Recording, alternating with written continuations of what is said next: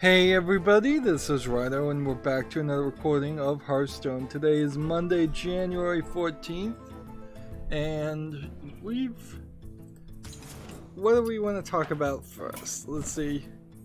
We're still in this position, I guess, where it's just kind of not not a lot of news is happening. There is some rather interesting news that did happen over this weekend, but yeah, again, I think for all of January and February at this point, just because nothing's going on, we'll be doing single episodes instead of the previous 2-3 hour episodes of Hearthstone, unless Hearthstone gets more difficult, which really shouldn't. I need to play as a warrior, so that is easy enough to do. We just come over here, take our Rush Warrior deck, and start playing.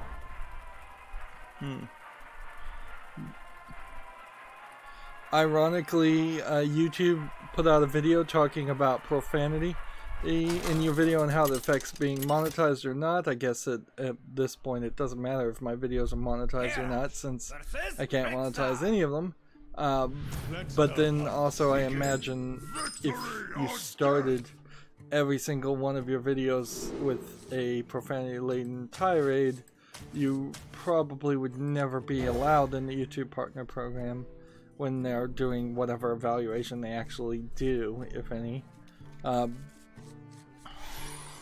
So what was weird is that they very specifically said in the beginning of your video, so it seems like there's some admittance there that perhaps the deep learning computer algorithm they have that's listening to everybody talk and running calculations on those words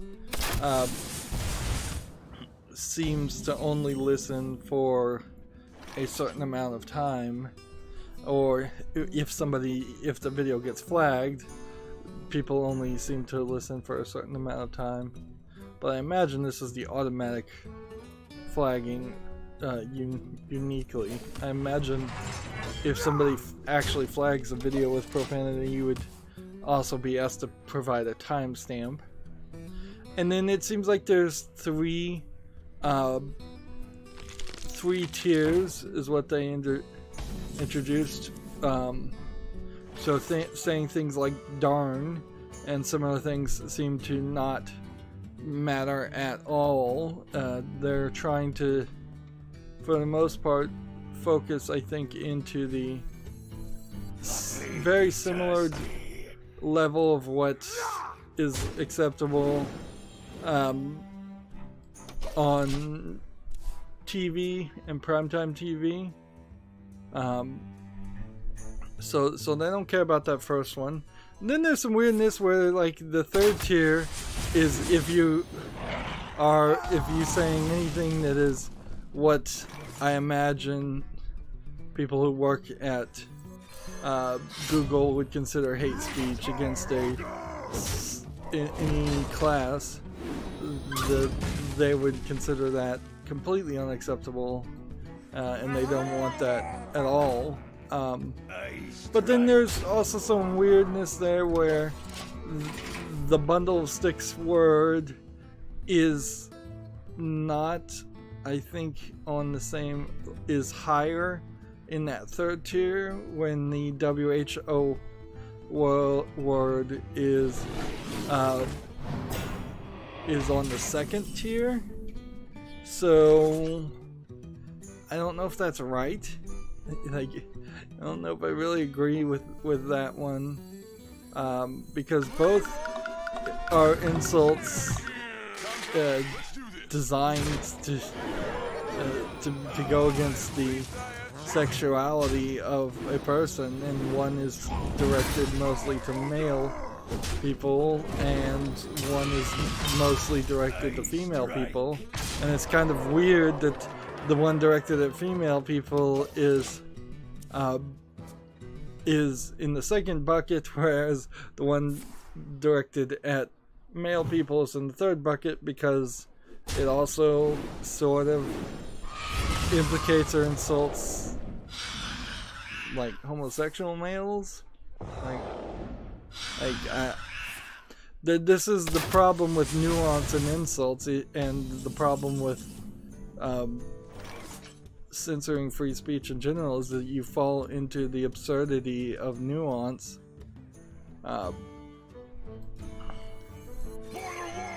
But I guess it's, in this instance, not so much censorship, although it probably is, because I'm fairly certain YouTube is still very much YouTube is still very much censoring things and doing things that I can't agree with as a person who actually supports free speech. Mental dislocator.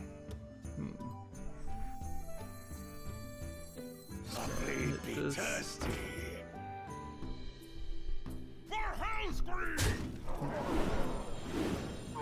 Can I do anything else? No, I don't think so.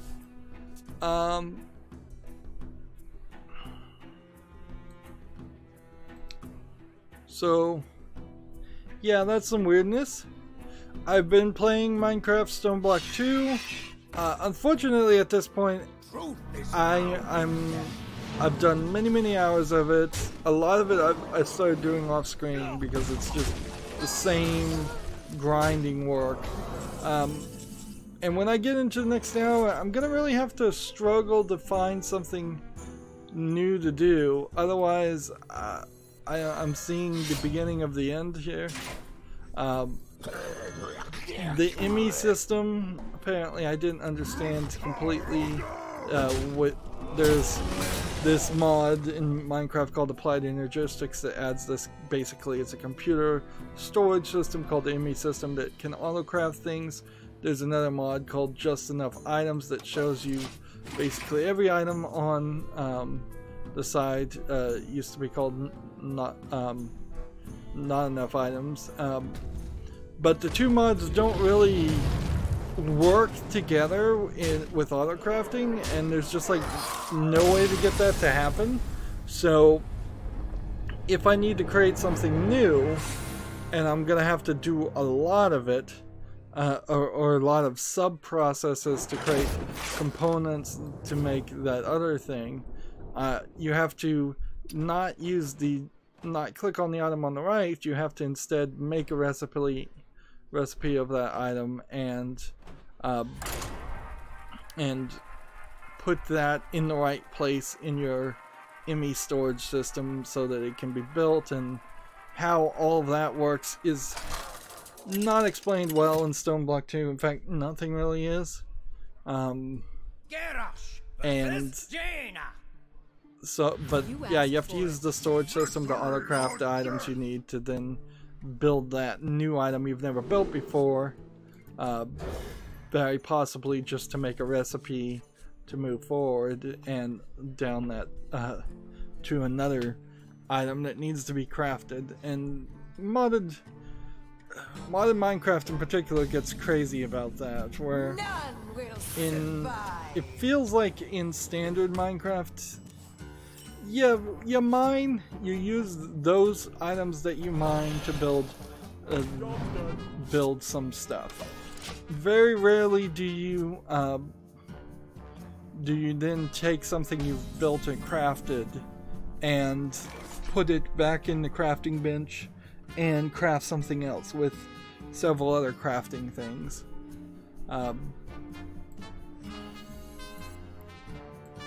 So there's a level of redundancy.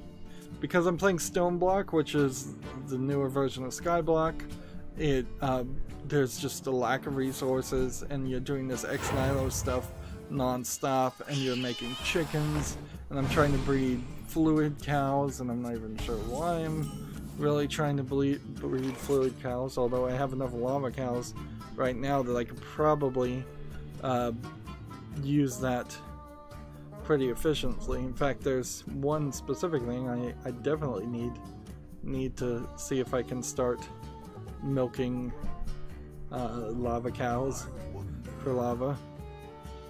Come to think of it, there's all kinds of mods that I know are there, but I've been tied down for 3 to 5 hours just trying to get the ME system to work, just trying to make it so I don't have to deal with these things. There's a lot of stuff in Stone Block 2 that I don't think you're supposed to ever touch.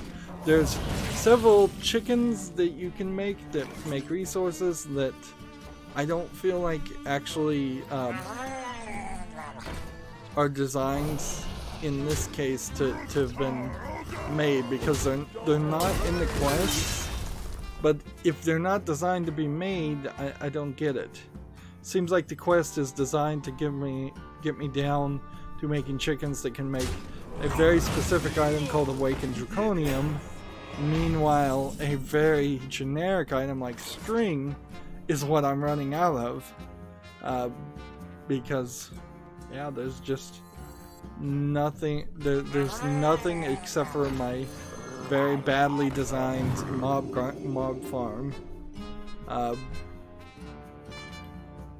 So yeah, there's definitely some issues there. Maybe I could make that work better.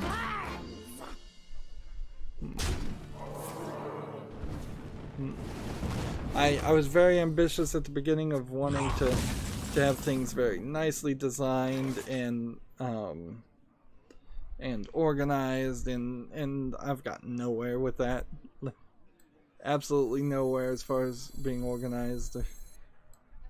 I need to be playing 1-1 or Divine Shield. Let's take that Divine Shield.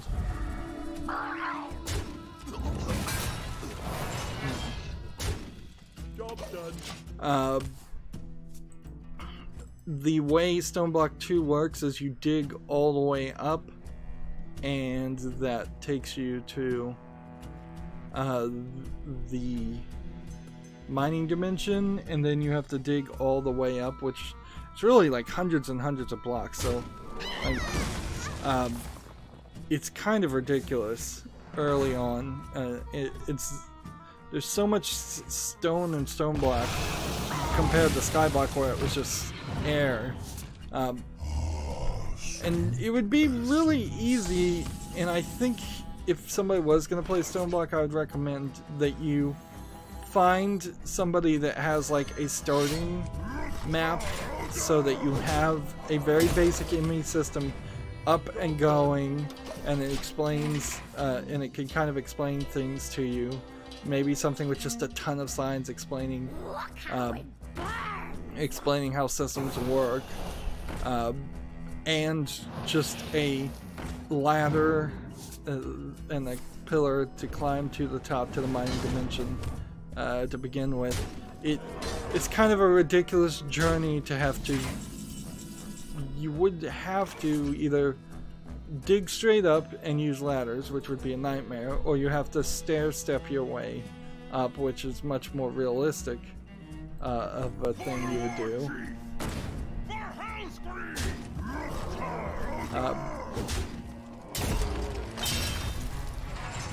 So yeah, the first time I went to the mining dimension, I had to dig straight up, and when I was there and made it, I could then dig straight down and just make a hole where I could put ladders to go back there the third time.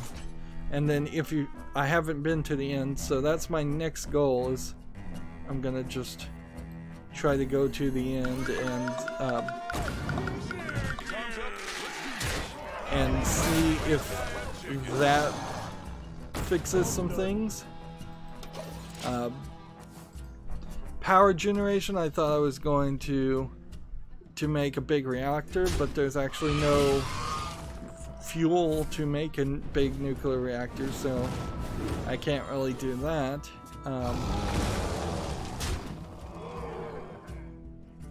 So yeah, you're kind of left with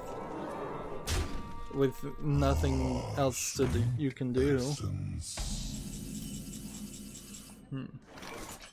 But yeah, if you had a pre-built world that just kind of let you deal with get rid of some of the early game stuff that has been in Skyblock 1, Skyblock 2, Skyblock 3, Stoneblock 1, Stoneblock 2. There's been like 5 of them, and this is the only one. This is the only one I've actually played, and I'm kind of totally lost. But excuse me.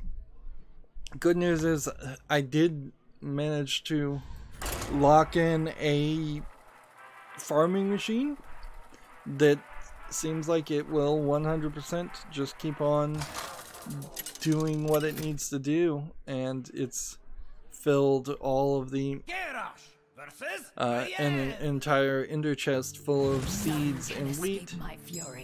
So I have plenty of seeds to breed more chickens, which the chickens, once you've crossbred them high enough, are so good at producing the resources they produce. I'm not really sure you need more than one stack of 16 10 level chickens. So that puts you in a interesting position where at the bottom of my what I'm calling deep storage, at the bottom of the map, I have a as big as possible storage facility that I think I'm just going to have one chicken put into each of those items, put items into each of those things. And then I'm considering replacing the items with what now? Compression drawers. Compacting drawers is what they're called, yeah. Alright, let's play this. But yeah, I can definitely feel that the end is near, and this is really just going to be more of a rage quit thing. I'm not going to see to the end of it. And that's how I've seen most YouTubers get to it too, is that like most YouTubers that play Minecraft, they just play until they get bored and then they move on to the next thing. Is that because the mods themselves just have very bad middle games and end games? Probably, but it could also be that Minecraft itself just kind of has a very bad middle and end game. Good tickets don't come cheap. But yeah, I definitely feel like I'm burning myself out, and I'm making a decent amount of footage that will, I don't know what time slot it might be. It might be in my like AAA time slot. I'm not sure that I'm going to maintain the concept of playing one AAA game. It's still a general idea, but if I want to play Minecraft and that takes up a ton of my time, then that's what will fill up the time slot.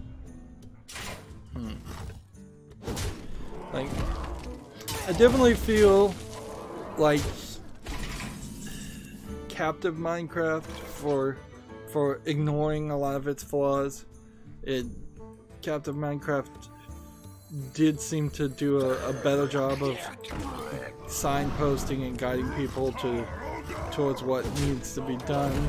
And the code, for example, code 1, code 2, was a straight up puzzle map, and both of those were unmodded Minecraft maps that I think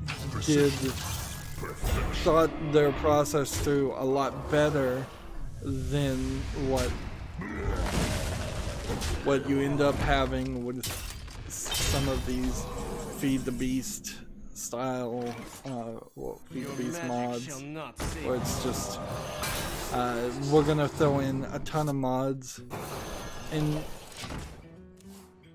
I would like to see a better configuration of some of those mods too, where you get rid of it. There's nearly 500 pages of items in the inventory on the right that you can craft, and I went through all of them, and I'm like, a lot of this is just repetitive. A lot of this is for doing things that I don't think you really need to do. There's also a quest system built into the stone block, but there's also advancements built in to it, and I'm not sure if you can do all the advancements. I'm fairly certain that there's at least a couple you can't, because of the way they've changed the build and the world. Like, there's one that says go into the end, and that's not possible in stone block, so yeah.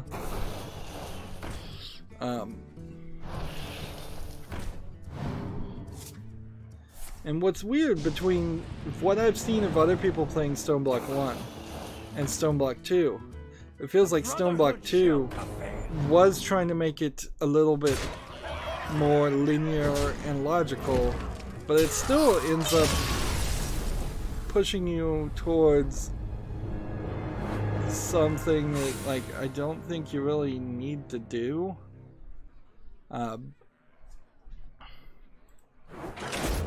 Yeah.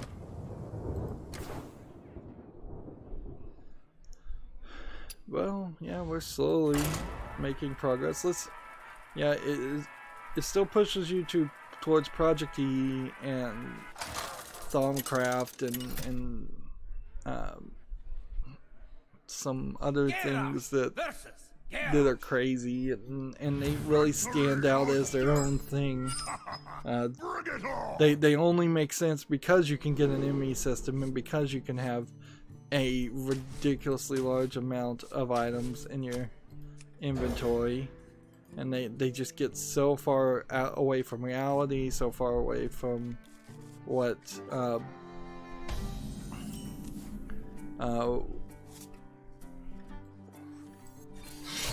what you would expect from standard Minecraft. Let's start covering the news though. Guess we can start with the big one. So this story is only correctly described as incredibly wild. This is the continuation. A few months ago, there was this story that came out where Randy Pitchford, the CEO of Gearbox, said, oh, this guy stole like $300,000, I believe is what they're claiming, from him, and then used like the corporate credit card for his wife's restaurant. Now, even before any of this came out, it was pretty obvious to me that Randy Pitchford is a magician. Can't deny that one. And magicians in general have a bad connection with the truth. I mean, it's just in the job. So he was doing a lot of things even before this, where he was like using Gearbox to promote his wife's restaurant, having them record a podcast of his wife's restaurant. What is it? It's not just a restaurant, it's like a restaurant slash board game store or something like that, a coffee shop. But yeah, there's a lot of non-disclosure going on. It seems like Gearbox is privately owned, which will come into play later. But even if you go back years, there's been accusations of Randy Pitchford like taking money to make Aliens Colonial Marines, and then using that to actually fund development of Borderlands, and just kind of embezzling things. So, like, the thing here is you could very easily see Randy Pitchford as not somebody you really want to trust. But he came out a few months ago and said somebody had stolen $300,000 from him, but none of it came from Gearbox. It now turns out, and this is a thing that I did not catch, is that was the main lawyer, it seems, of Gearbox. So here you have a magician who turned CEO of a video game company on one side, and then you have a main lawyer who I assume is an actual lawyer and knows the law, which will play into some of this, certainly. And this story is going to get wild if you haven't heard it. So he was suing, Randy Pitchford was suing this guy who used to be the main lawyer for Gearbox for the $300,000 and more. And it seems like he was kind of in the right. Now, again, Randy Pitchford is a magician. And one thing magicians know how to do is they know how to lay down the groundwork way before something happens, and thus change how you feel about something. So if a simple example is they know how to put the ace of spades right in the deck where they need it, so that they can then shuffle the deck 5 times, have somebody in the audience shuffle it, and still end up with the ace of spades at the end. So they know how to get the outcome and make it look like it's natural, and that, because there's a lot of things that I've seen just following him on Twitter, a lot of things I've heard, that it feels like if you want to say he's the bad guy, if you want to think he's the bad guy, which he might be the bad guy here, Randy Pitchford might be, and not the one being accused. He might be just getting ahead of some of the accusations and of a very slanderous nature that has come out now in the countersuit. So Randy Pitchford was suing the lawyer. Now the lawyer is countersuing and putting quite salacious claims in the legal suit. The one that most people are talking about, and Ars Technica's article is pretty detailed on this, and even I've got some information that I've seen on Twitter that I think also might add to this.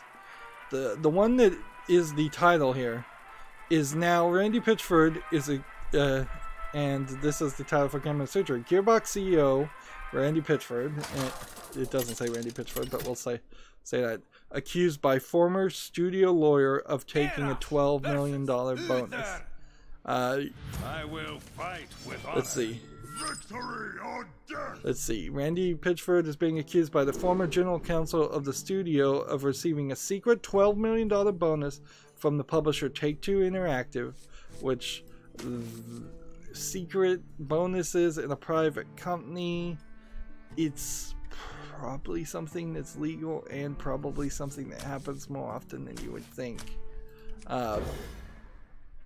But from what I hear is he took that $12 million bonus and paid it into a different company, which might fall under embezzlement. Like, I'm no criminal accountant, so I don't know, but it kind of does seem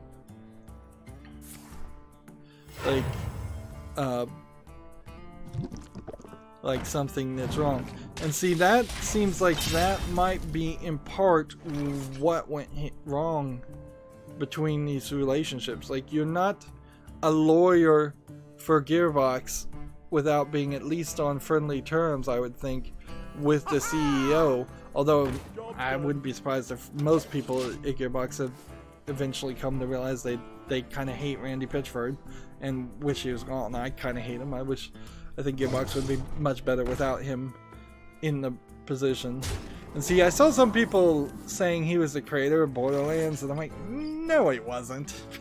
Like, no CEO of a game company is the creator of any game. Nobody is the creator of a game these days. Like, not until you get back to things like Donkey Kong, where literally, I think one person programmed Donkey Kong. Or, I know golf.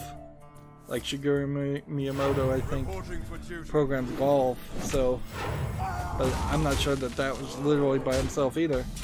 But I don't really think Randy Pitchford has been a video game programmer much in his life at all. He may have done some work on Duke Nukem or something like that, but I think it's a vast misstatement to say he was the creator of Borderlands, particularly when you know that Borderlands is a Take-Two IP, so clearly Take-Two had a generic idea involved in that to begin with. So the guy who's countersuing, the lawyer, is called Wade Callender, C-A-L-L-E-N-D-E-R. Let's see.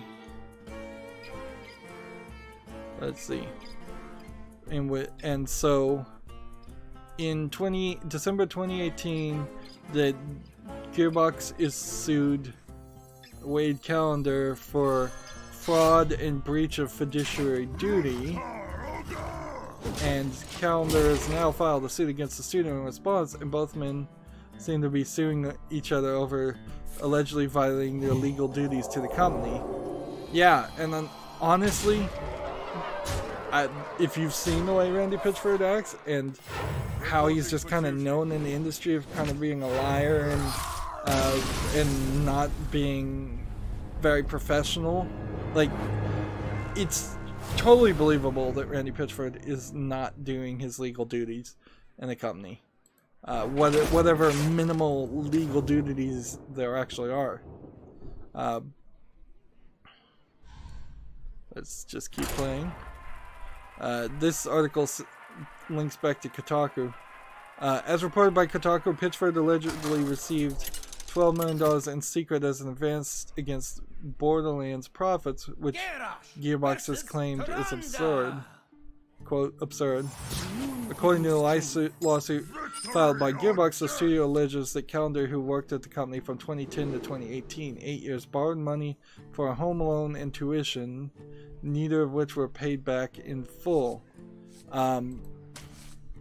So there's a lot of different ways that could have happened, though. Like, there could have been the beginnings of a program or something where they were actually giving people tuition assistance. It's not unheard of to get tuition assistance from an employee sometimes, and it's kind of unheard of, but it's not crazy that somebody might get moving expenses or assistance on buying a home to move and work somewhere. And I wouldn't be surprised if this all comes out in court that there was no talk, or there was no real talk of ever actually paying it back or anything like that, and at some point it went sour. This is in general the example of you never lend money to people that you want to be friends with, and that's what I feel like this is. And honestly, you wouldn't really want to loan money to people you're working with either.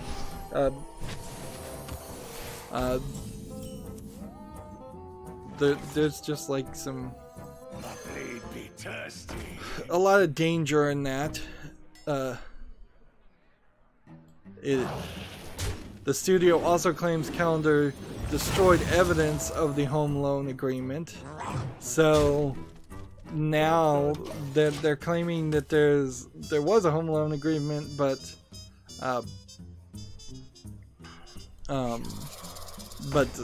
he destroyed all the evidence, being the lawyer. And see, it's weird to go this direction, because when you first heard the story, it really did sound more like the calendar was the crazy one.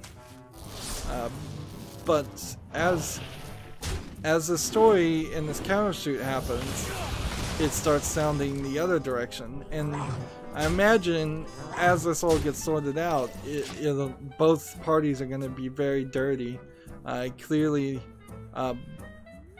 both of them were playing fast and loose with the facts and their lifestyles.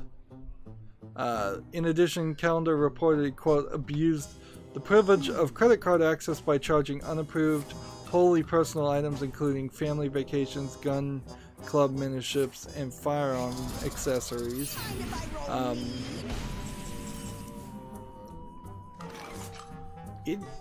It's still a terrible statement, honestly, even if everything that's being said is 100% true against Calendar. It's a real terrible statement that they could get away with that. Even the main lawyer of Gearbox could just get away with doing things, and there's no accountants looking at anything for 8 years. That is crazy. And using a credit card to buy things, maybe he was paying it back. That's still not the way you should do things, but or maybe all of this stuff is straight up a lie. You just don't know. And I'd like to see where this case goes, but it's almost certainly going to end in a settlement. And then there's also this point, I think, where Calendar might have had some blackmail material on Randy Pitchford. And this stuff that is going on here might be that Randy Pitchford is just was being blackmailed for nearly 8 years, and thus he was letting him use the credit card and letting him give get tuition assistance. So it could honestly be either way. It could be that it broke down to Randy Pitchford was being blackmailed and being allowed to do all this stuff, or Randy Pitchford was buddies with the lawyer. I'm not sure how this really goes, but regardless, it just keeps making the company you're keeping makes Randy Pitchford look bad. The article continues. In December 2018, Calendar sued Gearbox and Randy Pitchford, accusing Pitchford of violating various contracts involving both Gearbox and a separate real estate company they both owned. So yeah, they were buddies, and this business is just this business failed, I imagine, and that's what set this all off, as financial difficulties, as well as Calendar's own employment contract. Lawsuit against Gearbox alleges Pitchford struck a deal in 2016 to receive a personal secretive executive bonus of $12 million to be paid directly to Pitchford and Pitchford entity called the, quote, Pitchford Entertainment Media Magic LLC. Randy Pitchford runs a slew of magic things instead of just doing his main job of being a CEO of a video game company, which, yeah, that will also play a bit of a role here. Calendar and his lawyers argued that the bonus was an advance upon royalties that would otherwise go to Gearbox's staff. quote, "This is particularly tragic exploitation," the lawsuit states, because these millions are being siphoned to Randy Pitchford's private personal accounts instead of funds funding the development of Borderlands. Which might explain why Borderlands 3 is taking so long if he's still doing some kind of shenanigans like that.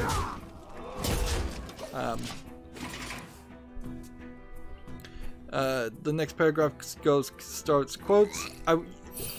If you're gonna quote somebody at the beginning of a paragraph, you need to say who's talking at the beginning. Quote, "The allegations made by a disgruntled former employee are absurd and with no basis in reality or law," end quote, a Gearbox spokesman said to Kotaku. Quote, "We look forward to addressing this mayor's lawsuit in court and have no further comment at this time. The full lawsuit from both Gearbox and Calendar can be viewed here," and there's a link. Now, what is Gamma Sutra not talking about here, and most of the people not talking about here? Because I said this was slanderous, and that the countersuit was slanderous, and so far it doesn't seem like this slanderous. So, in the lawsuit, the part that's not getting reported, and this is how, you know, again, video game journalists, terrible journalists. They're not reporting the facts, they're changing it, they're doing yellow journalism, they're censoring it, they're not giving you the full story and letting you decide. So, there's two things in particular that were also alleged in the countersuit. One is that Randy Pitchford had left a USB thumb drive at a Medieval Times near where Gearbox is in Dallas, in general around Dallas, and on that thumb drive was private corporate data, yes, that he then retrieved, but a backup copy had been given to the lawyer, but then or it was about to be given to the lawyer, but then Randy Pitchford retrieved the original and stopped whoever was about to give the backup to the lawyer.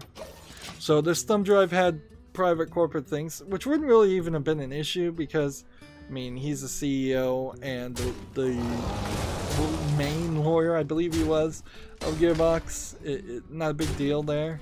It is a huge breach of security, though, to have private data on a USB drive in general. Like, that's not how you would do things. Like information about the development of the next Borderlands game type stuff.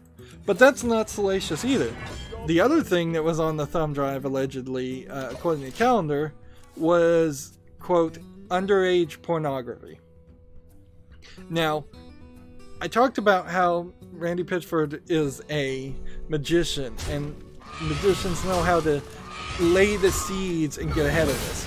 So if Randy Pitchford knew this story had happened, and he was trying to discredit it, which would be a smart move, certainly, to get ahead of this, he kind of did this.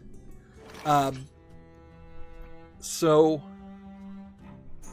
he was on his own podcast, and he talked directly about how this was a barely legal but actually 18 cam girl that he thought was actually pulling a magic trick in one of her cam shows because she figured out, he thinks she figured out some kind of magic trick where it showed her at a state of physical sexual climax that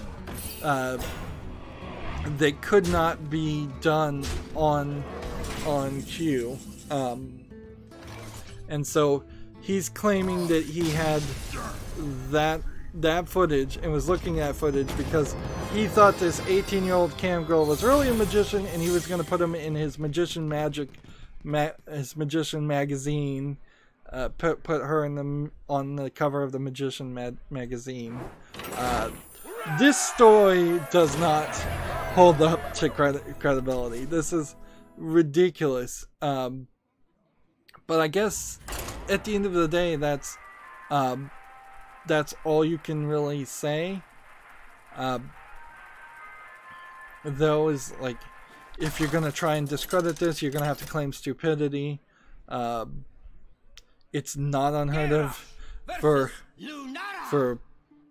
people to watch barely legal porn, and it is, I think, slightly weird in this age of streaming to have it saved, but nothing crazy there. And yes, a lot of barely legal porn, people say they're 18 and they're 35. Also, some of the barely legal porn, people say they're 18 and they're actually 17, 16. And the cam girls themselves are lying about their age. But that's not being reported because they're saying it's hearsay for the most part, but really they're just protecting Randy Pitchford. This is something that's totally believable. Like, I mean, he admitted to it. The question is what was really on the thumb drive that Randy Pitchford destroyed as soon as he got it. So that seems like that is an act of destruction of evidence and an act of a criminal intent. Because if you just retrieved your thumb drive, why would you destroy it otherwise? You got the information back. So yeah, hearsay because Calendar kind of only heard about that or kind of knew it was there, I guess. The other thing that is being accused is that Randy Pitchford has these things called peacock parties. And Layman Gaming, which is a YouTube channel of a couple Australian people, talked about how they went to something called a peacock party. Now, if I was going to have a party, which the accusation claims is parties where men show their genitalia in the presence of minors, if I was going to have something like that, so there's a running theme here of if I was going to have a party like that as a bad guy, I would probably have parties that were called peacock parties. And then I would have some other cover parties where none of that happened and it was totally normal, and I would call those peacock parties too. And it would just be like, wink, wink, hey, you coming to this peacock party? Wink, wink. That way you can blur the lines. Again, it's something a magician would totally know how to do, is use the same word for two very separate types of parties. So it is possible that the Layman Gaming went to a peacock party, which Randy Pitchford in his house has this theater he calls the Peacock Theater, where he brings local magicians and really good magicians to do magic tricks and show off. And so they brought in those Australian Layman Gamers, and they saw this amazing magic show, which honestly, all the peacock parties might be a magic show, because I have specifically seen on his Twitter in particular a magic trick called I think it's called the disappearing box, where a magician gets in the box and he's supposed to disappear completely. And then I saw on Twitter the misdirect, oh, you messed it up the first time, you'll get it right the second time. The first time, the magician, who wasn't Randy Pitchford, I don't believe, but someone else, did the disappearing box. He did like have tearaway clothes, and he was fully naked and fully visible when doing that magic trick. So it is possible that Calendar is talking about the peacock parties that are doing magic tricks, and there is a dirty magic trick in there, and he is just phrasing it like it's an eyes wide shut style party where men are just wandering around with all their genitals flopping out like crazy. And it's possible that the actual video I saw of the disappearing box, it's possible behind the camera somewhere in that room, in that theater, there was a minor. So while the accusation by Calendar might be very scandalous, it might be just phrased to sound a lot more scandalous and actually might be accurate. So you kind of have this theme of Randy Pitchford at the very least being very careless about nudity in general. But again, that's not what's getting reported, and so this will be an amazing story. I'd like to see, like, if I'm putting my hat in the ring and being biased, I'd like to see Randy Pitchford leave Gearbox. I'd like to see this actually be a attempt, kind of from a lot of people at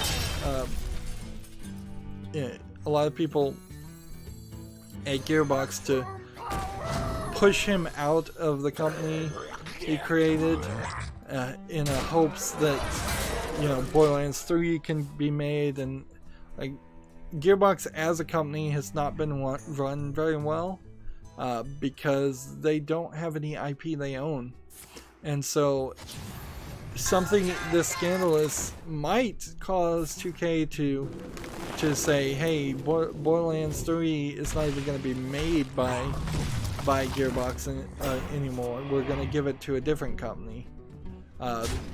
You know, Activision, Bungie just split. It wouldn't probably be a terrible thought if Bungie started making if Bungie made the next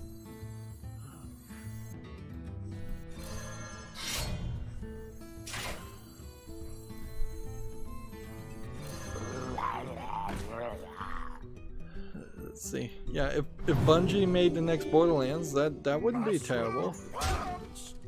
There we go.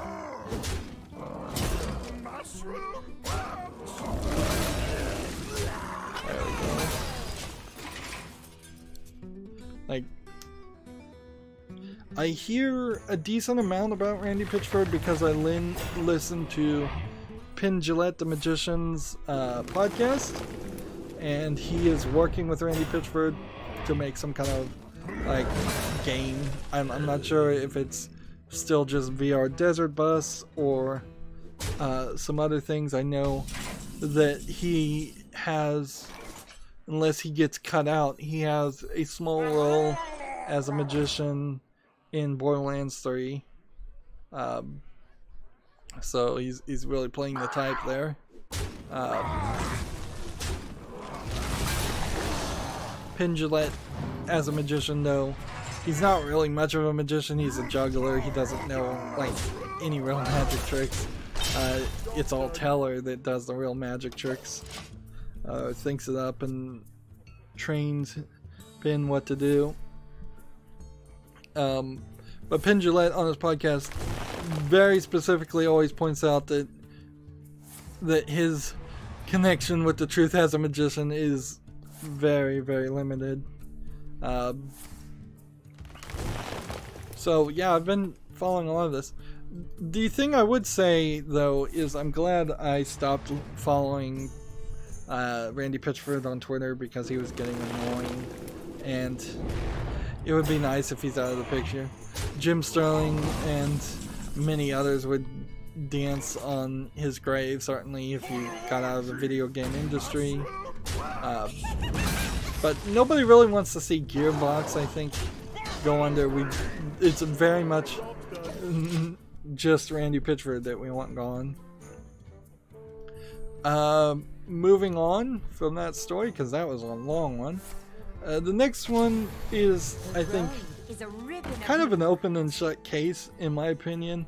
I don't think this court case is going to go very far. but TechRaptor has an article. The creators of the Choose Your Own Adventure books suing Netflix over Black Mirror Bandersnatch.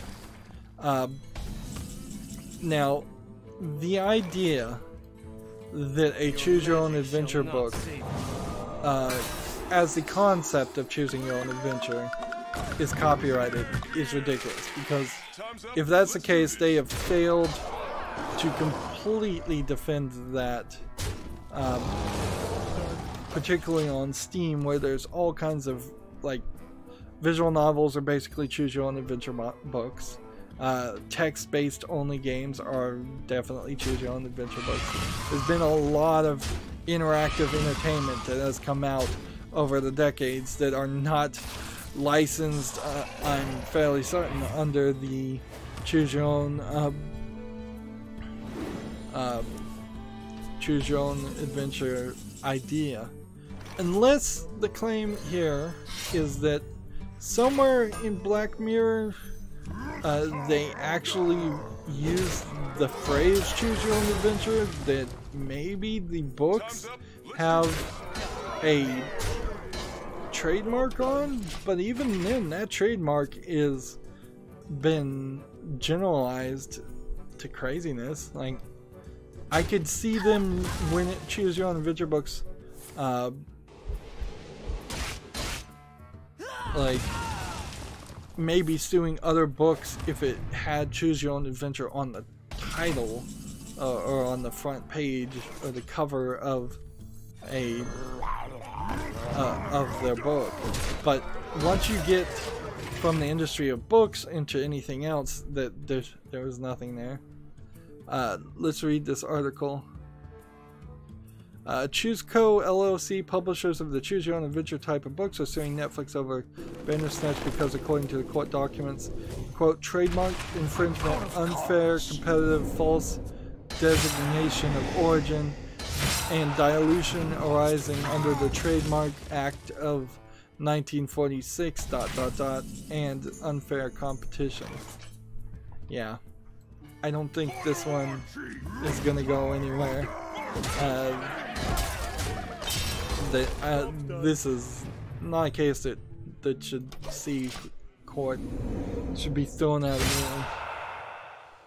Says the document itself is dense and goes over a multitude of facts that mount up to what ChooseCo believes is trademark infringement. Among other things, the reason for the lawsuit seems to be pertaining to the similarities of True Media. The court document says Bandersnatch viewers make choices to determine the plot and the ending of the film. Another part of the document talks about the mature subject matter of Bandersnatch, which has themes that are too mature for the target audiences of Costco's brand, and this grim content tarnishes the Choose Your Own Adventure trademark. Yeah, they're looking for money, clearly. Like, here's a quote here. In the first few minutes of the movie, the protagonist refers to a fictional book in the diagenesis of a Choose Your Own Adventure book. Netflix has no license or authorization to use ChooseCo's trademark, and upon infringed information and belief used the mark willfully and intentionally to capitalize on viewers' nostalgia for the original book series. So they're saying that the book was a Choose Your Own Adventure book. I don't think that's gonna fly. Let's see.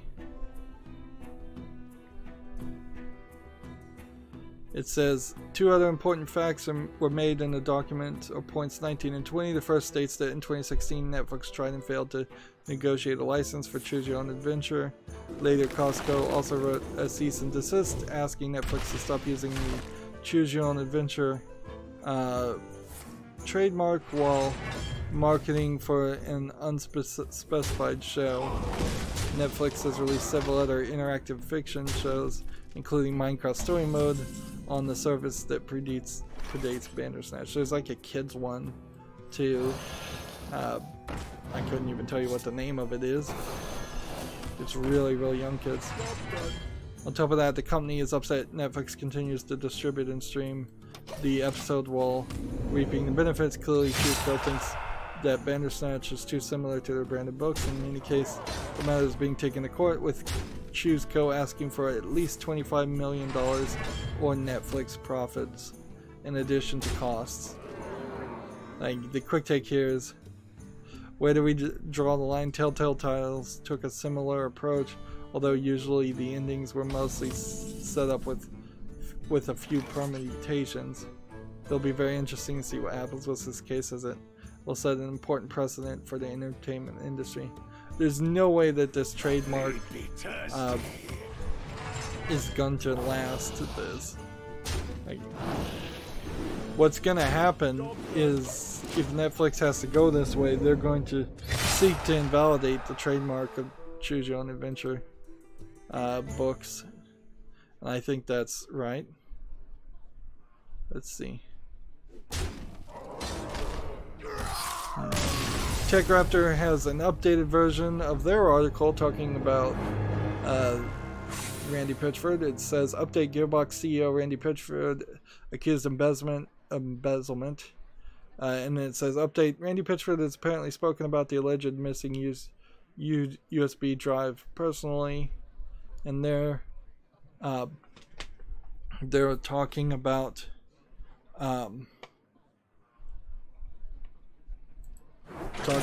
the Ars Technica article and him on, oh, it wasn't his podcast, it was on the Piff podcast, which is Piff the Magic Dragon, which is a friend of let's see, what are we gonna do now? Yeah, we can skip over to the Asian account now, or the European account. Yeah, the Piff podcast, Piff the Magic Dragon, it was on Penn and Teller's Fool and like, he was really popular. I think he was on America's Got Talent also. Busy night, but so yeah, magicians all know each other. They don't all like each other, but a lot of them too. Battlecry Duck and Divine Shield minions over here. I've noticed that I've started to, because I'm starting a little bit earlier, I'm not getting that 3rd days of daily quests, but I'm cool with that.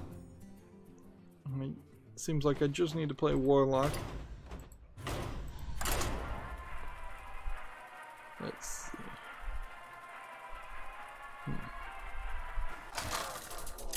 Let's see.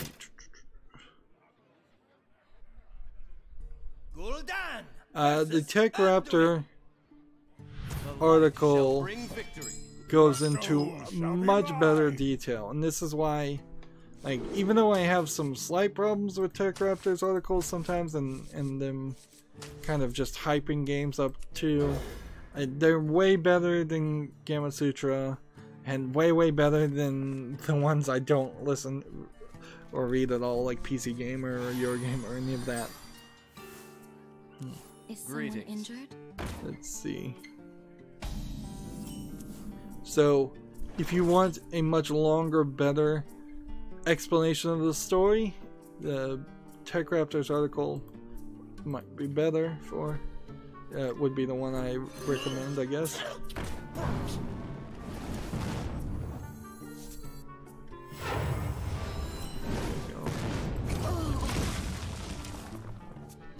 Hey, let's talk about some actual video games.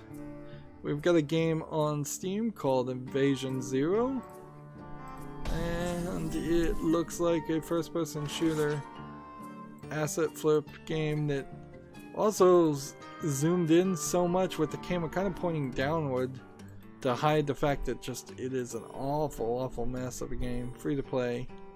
Yeah. Well, the price is right, but Invasion Zero is not.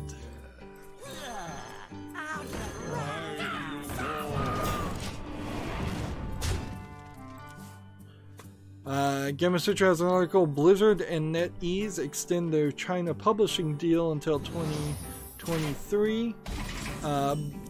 Blizzard and Activision and Bungie, like it's kind of a whole mess of stuff going on right now.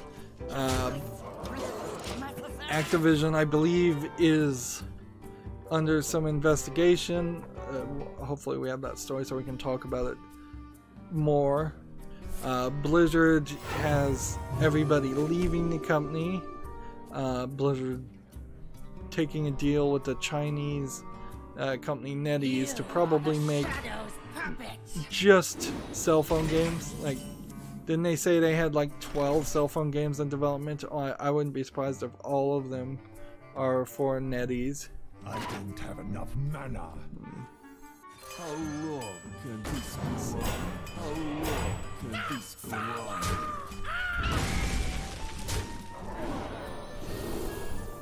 It's stealth until the next turn, I guess. There we go. Yeah. There hasn't been any news story that any new games have been approved in China, so this is just pure speculation on my part, but maybe they're only going to approve games once a month, or we're only going to get like news from that. So like maybe there's something there that would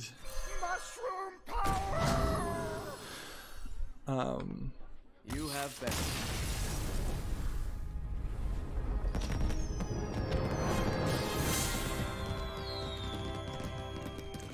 What was I talking about? I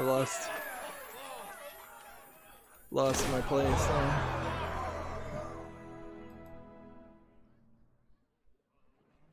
Yeah.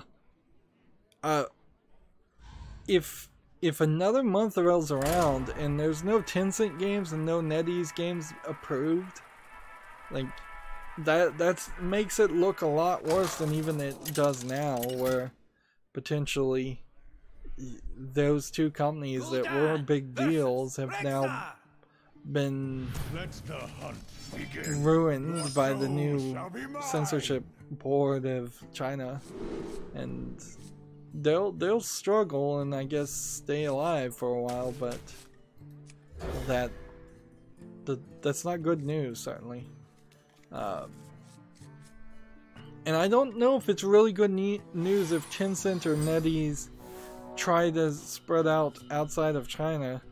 What they would have to do at that point is they would have to decide to reimagine themselves as a international company that is not focused on having any kind of like Japanese identity, Chinese identity, because they'd have to be like, okay, we're gonna make games for the world and we're not even gonna try to be in our own home market because we've got to make money. And then you get into the weird situation where it's just like Hollywood is now, where Hollywood doesn't want to make movies for people in the West. Hollywood only wants to make movies for people in China and overseas. So that's probably not a good way to go. Your magic shall not save you. Alright. Well, part of the reason why I've been distracted in that story is this game on Steam called, it's called Steam VR Driver for FOV. The driver had support for the FOV Zero headset mounted display to Steam VR. And what this apparently does, FOV would be a field of view something. It seems like it is eyeball tracking. But I've never heard of this headset. It's an interesting looking video though, if we can get back to this video. The game seems to show little circles as a demonstration here of where you're looking, and seems like the games can react to what you're actually looking at. So here's a more realistic example. So there's been a few of these. A lot of times these are designed around the idea of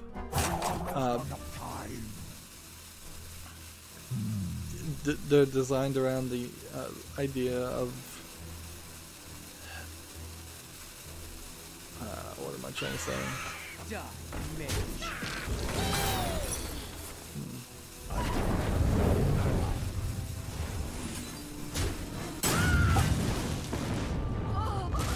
we go. Like, ran out of time. Let the pain speak to me. Like disability services, it makes a lot more sense. Like if you have no access to your hands whatsoever. So you're seeing some examples here of some of that. But actual video games where you have to do your eye tracking, this technology has never worked well. Even in the disability services, it really doesn't work great. There's a lot of tweaking. It's better than nothing if you're actually paralyzed, but it's a lot easier just to move a cursor with your hands and have that direct, precise control. It'd be pretty easy to forget just how many decades of precision control has been added to and integrated into modern controllers. This is free, and it's not really a game. I guess it's just an application.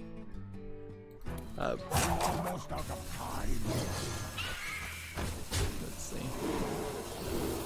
Wind Fury.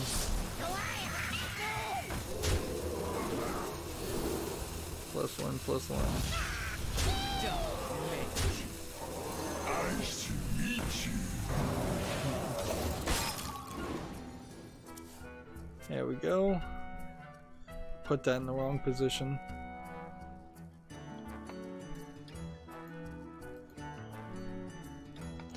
Gematsu has an article, Super Robot Wars T second trailer from Bandai Namco. Let's see, Robot Wars is due out for the PS4 and Switch March 20th, 2019. It seems like there might be some rumors that the Switch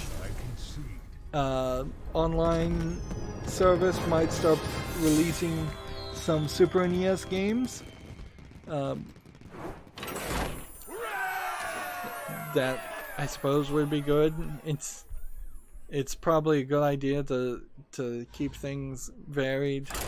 I don't know how many games they actually can license and get on the Nintendo Switch Online store or want to do. Gematsu has another article. Our World is ended for the PS4, Switch, and PC. Has a debut trailer. This is a Your soul shall be mine.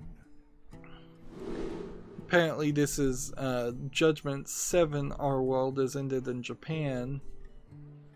I think it's like, okay, it's a visual novel where a bunch of people developed like a online world, and there's, I think, some other stuff to it. I'm gonna watch the trailer just to see if I can get anything more from it. So, wide variety of shapes and sizes of the characters.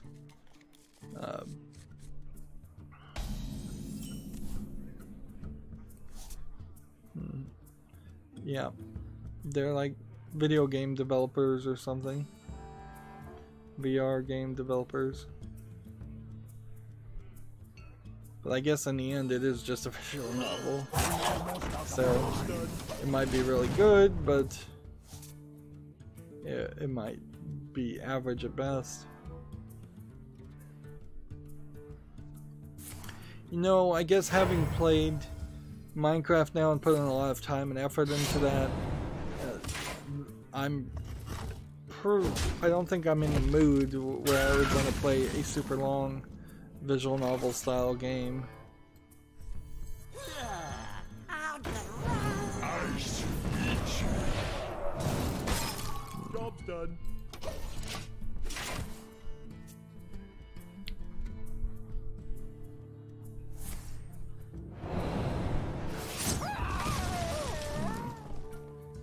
Yeah, I'm looking at the trailer and it's being really artsy, so it's kind of impossible to tell where the story is really even would go.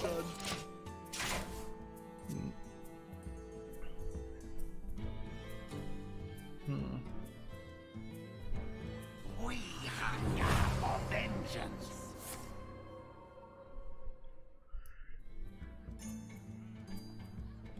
I feel like if there's a game called Judgment 7,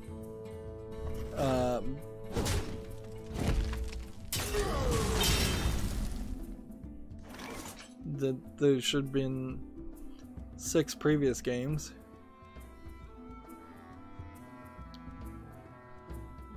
Let's see, apparently the new version has 30% more volume throughout the entire story compared to the original release,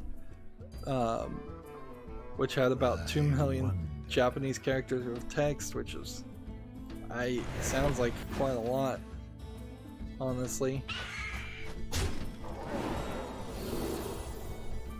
And let's go ahead and do that. And do that. Job's done.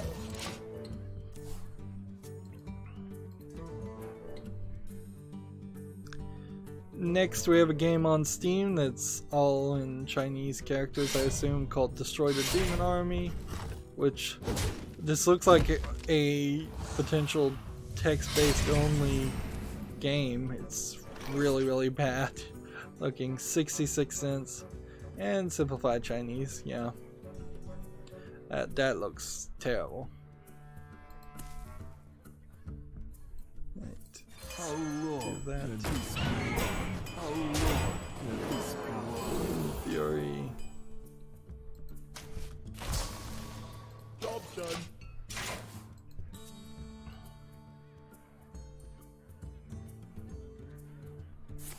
Next, we have a game on Steam called Bright Memory. It's overwhelmingly positive, so it must have been in early access for a long time. Bright Memory Episode 1, early access game, $6.99.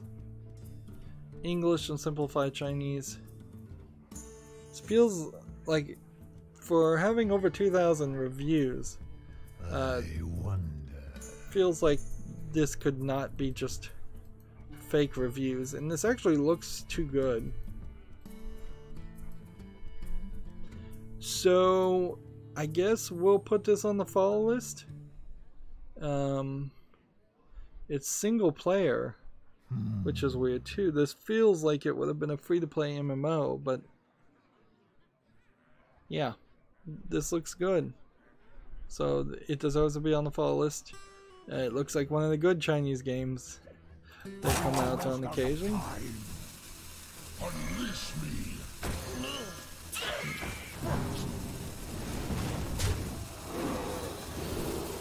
Let's see. Free me! Free me!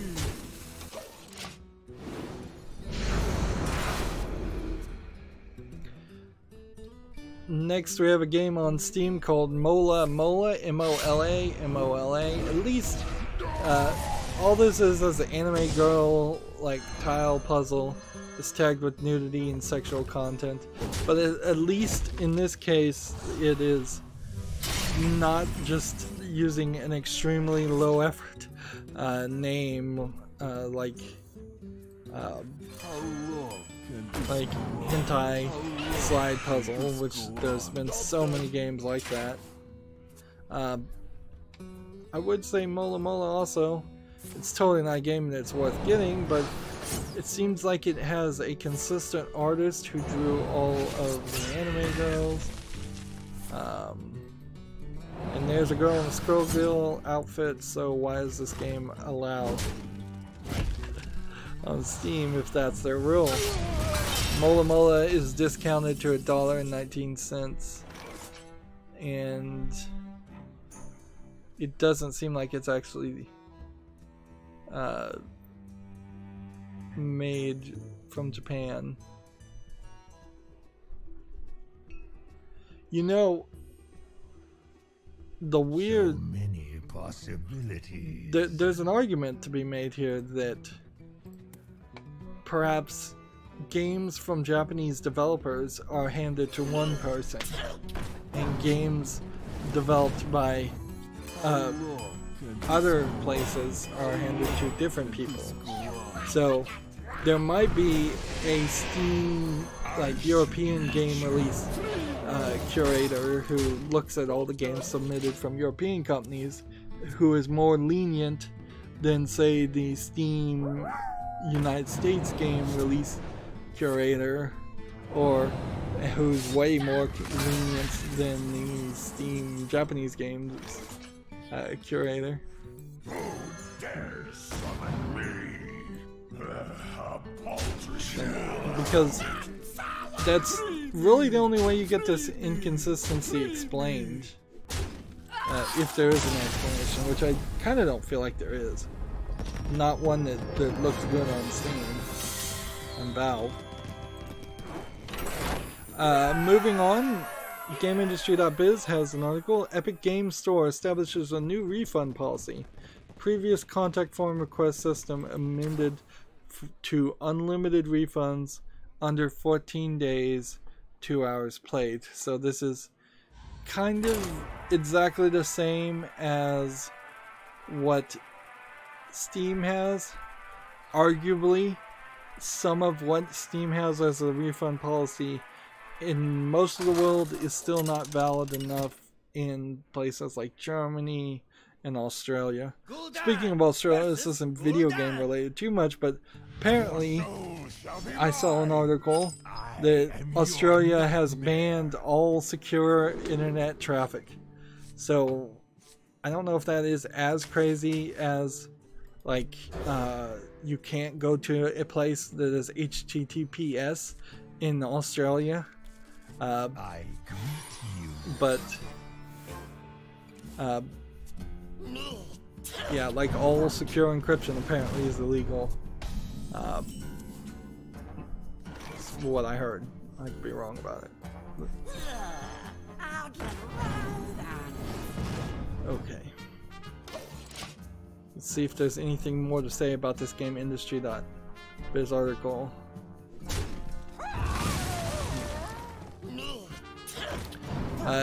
It says this is identical to Steam's policy, which the company enacted in 2015.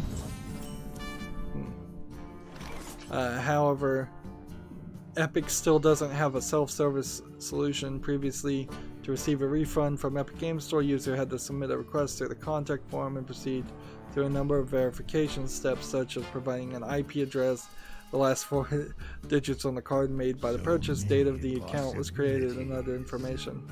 Epic stated that process was for player security.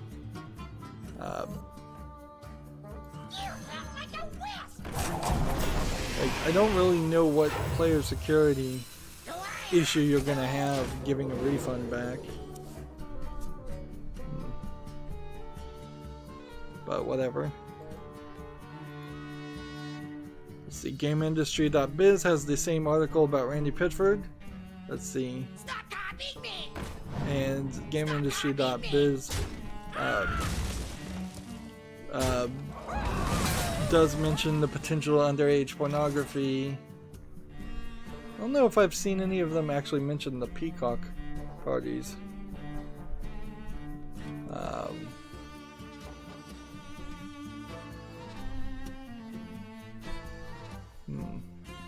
Yes, GameIndustry.biz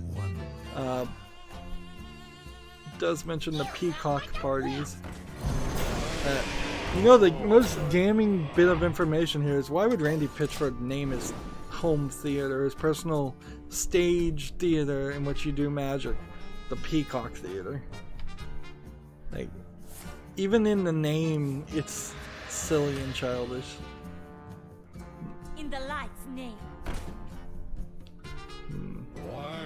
Oh, here. What's interesting here in this game industry.biz things, on Peacock parties, a Gearbox spokesman denied the use of such terminology, saying, "This is terminology that pitchforks have never used and was made up by Wade in a further attempt to paint a sensational picture that is demonstrably false."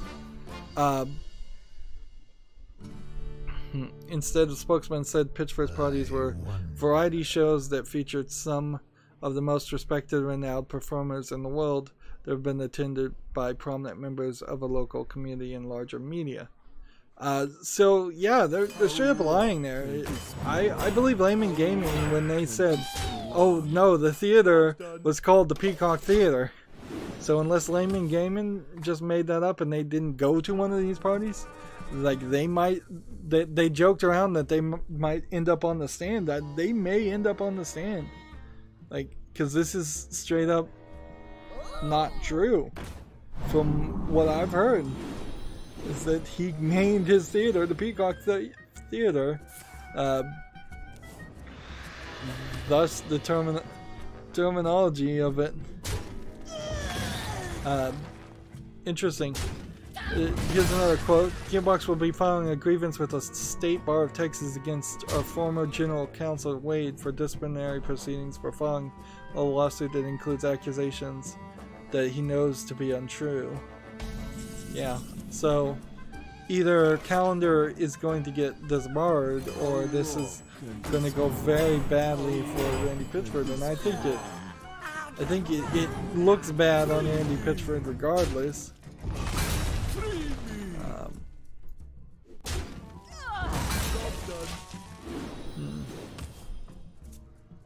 Yeah, I would say the GameIndustry.biz article is even better than the TechRaptor article on covering this.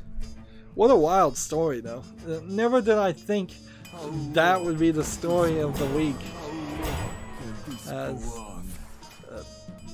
And it really is just it's a mess of its own making, clearly. Like, in running Gearbox, you don't give anybody a corporate credit card and not have accountants, not have multiple people have to sign off on purchases. It's really, really easy to say multiple people have to sign checks or sign off on purchases. To not do that, to just give free reign is ridiculous. Minion already attacked. Just gonna end the turn. Next we have a game on Steam called Chromatic Aberration. Looks like it's a Doom clone with some just kind of ugly 3D animation styles. Like, yeah, this is definitely not something I would want to spend even 5 minutes looking at. $2.99. Just, yeah, that's nothing.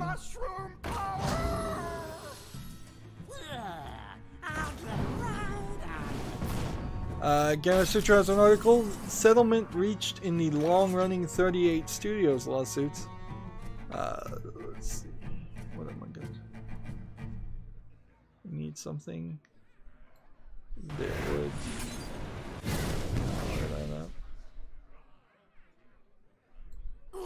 That was not the way.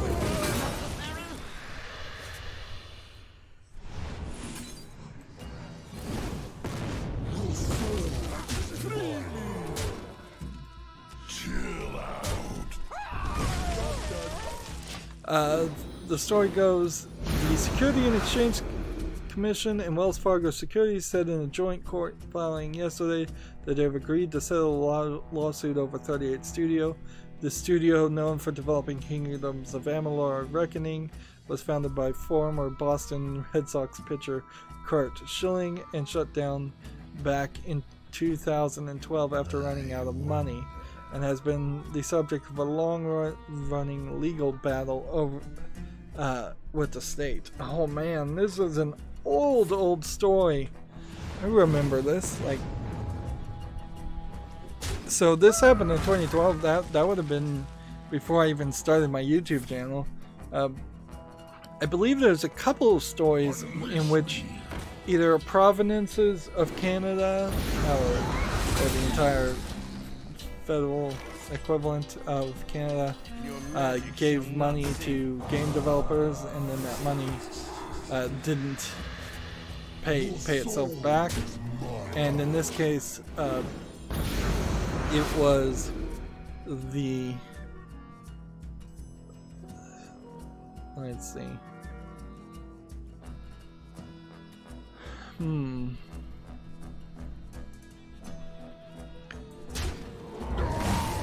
like the state of Boston. Yeah, Boston's not a state, but or maybe the city of Boston, or maybe I'm getting confused. In the light's name. So in the United States, there's been a couple of stories too where states or cities have given money to game developers. It's never been a good idea. It's kind of like the new way in which cities waste a ton of money by building football studios and arenas and things like that. Oh man, I could have won. I think I can still win. Like, there's a lot of ways in which rich people can get richer by using taxpayers' dollars to build arenas and coliseums, and then that money gets funneled into the AT&T Stadium or something like that. But as for the video game industry, this is kind of a new thing. It's probably no surprise that a Boston Red Sox pitcher would do something like this. The story continues. As reported by the Boston Herald, detail of the proposed settlement has not been disclosed. Schilling moved the company from Massachusetts to Rhode Island in 2010 after Rhode Island Commerce Corp agreed to give the studio $75 million loan guaranteed. Well, clearly they did not, in that loan guarantee, stipulated on him staying in Massachusetts, because if that was the stipulation, it would have been in violation of it. Yeah, I just need to play one more Warlock deck card game. Let's see. The SEC and Wells Fargo and the Commerce Corporation allegedly failed to disclose that 38 studios needed at least $75 million, but would receive only $50 million of the proceedings from the bond offering, leaving $25 million gap. So, let the hunt begin. Your soul shall be mine. So they did not deliver on the thing they guaranteed, which makes their guarantee fraudulent, frankly. The complaint filed in 2012 claimed that many of the defendants knew or should have known, but failed to inform the EDC board that 38 Studios was destined to fail according to 38 Studios' own financial projections. 38 Studios failed for bankruptcy less than 2 years after the move, prompting investigations and lawsuits of the company. So this is one of those stories where it feels like everybody's hands are dirty. Wells Fargo seems to be dirty. 38 Studios seems to be dirty. Commerce Corp seems to be dirty. It seems like there is some shenanigans happening financially. The fact that these things can be done in secret, the fact that these things are never out in the freshness of sunlight, and that there aren't the right laws or enough laws to stop these kind of things from happening, is a major problem. And inherently, almost, I would say 90% of all financial crime is investment financial crime. So if you just stop letting people invest in companies, which I think is really where it should go, is that companies should only be privately owned whatsoever. Maybe one company works with another company, maybe a group of 10 companies work with each other, but no investors, no selling stocks, no 401ks. Everything is just government bonds, guaranteed with a guaranteed rate of returns, or savings accounts that have rates below what the government bonds would be. Or, I mean, house loans would still have to be a thing, but ideally I'd like to see house prices go down too, to a more realistic pricing. But the fact that people can own parts of a corporation, and in this case video game companies, and not care if that company like satisfies its customer, delivers a good quality product, or does anything good for society at all, they just want money, money, money, is what gets you things like EA. It's what gets you the medicine companies in the United States, the healthcare providers in the US. Like, everybody there is just going for money, money, money, when clearly if everything had to be privately owned, a privately run hospital would not charge as much as they often charge. The equipment that privately ran hospital needed to buy would not be as expensive. The pills that they need to stock up on would be nowhere as expensive. I truly believe that's the case. We need to get rid of the idea of the stock market in general. That whole thing is just a layer of confusion. And this is kind of like saying, I don't understand stocks, thus it should be illegal, which is not really the case. I think I understand stocks pretty well, and that's the thing. Why I think they should be illegal. I think it should just not be allowed. It opens the world up to too many scams, too much confusion. Most people who have retirements, 401ks, don't really know what's in it. They don't follow what the companies are doing or anything like that. It allows for whoever's running your 401k, whoever works at Fidelity, to make amazingly crucial decisions just on random desires or whims or greed itself. But that's a bit of a rant. Let's move on. Gamatsu has an article. Devotion launches February 13th for PC, which is Devotion is a first-person horror game announced July 2018 from the developer of the game Detention, Red Candle Games. So that sounds interesting. I still need some more Battlecry cards.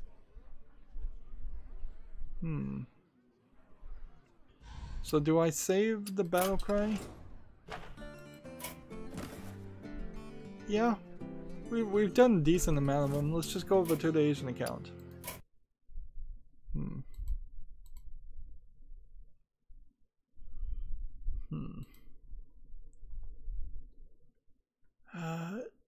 It's really not showing too much about Devotion. It's just one screenshot.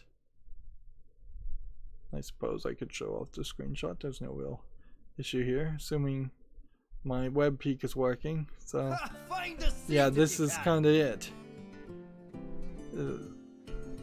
Detention, if I'm thinking of the right game, actually wasn't very visually detailed, so the idea that I'd have to do another one that it would look that good, it is kind of suspect. So I'm gonna be a little cautiously optimistic on Devotion, because certainly there have been instances where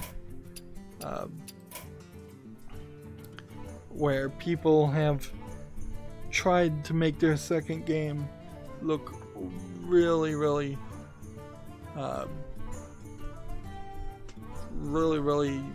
good compared to the first game, and then it fails. So we have a challenge a friend quest, and so we need this person to accept the freaking challenge so we can play. I don't even know what the other challenges are, and I can't look at them now. So while we're waiting for this to happen, we have a game over on Steam called Find Life Episode 1, which looks like it's a VR game where you're just wandering around a room. It doesn't look like much. It's like a better version than your average VR demo or experiment of a game. It's 30% off for 69 cents. Does it really not have VR support? No, it doesn't. It says this game is very small and simple in the description. So yeah, discounted to 69 cents.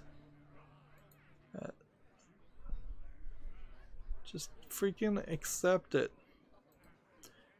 I swear this is a thing that Asian people do, or people on the Asian account do, is that they are so timid of offending someone that they will not accept or reject a challenge.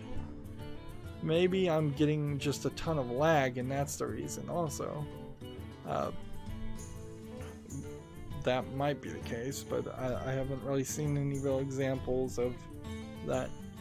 So we're just stuck here waiting for this to happen.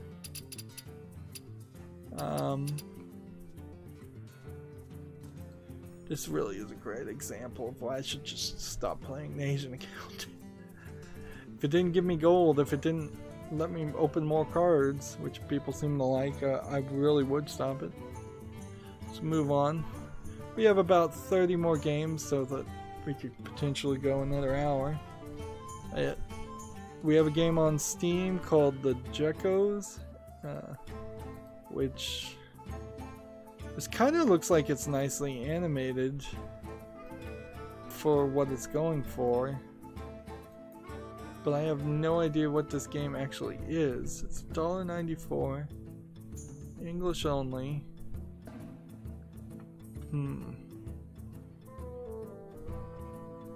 Let's see.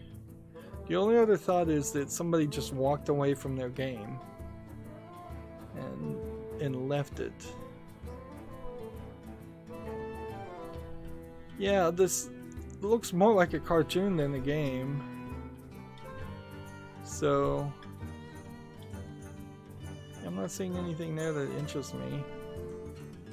And we're still waiting for this to load. Next we have a game on Steam called Be a Lord, which looks like a VR hack and slash kind of magical, maybe tower defense. Stand in one place, shooting and hacking and slashing monsters. It suffers from dark screenshot syndrome. It's VR for $2.99, which that's a real low price for a VR game. And they barely have but a few seconds of video there. Yep, nothing interesting there. Gamer Sutra has an article. Awesome Games Done Quick 2019 raises $2.39 million for Prevent Cancer Foundation. In comparison, I believe the Good Mythical Morning people barely rose slightly below $300,000.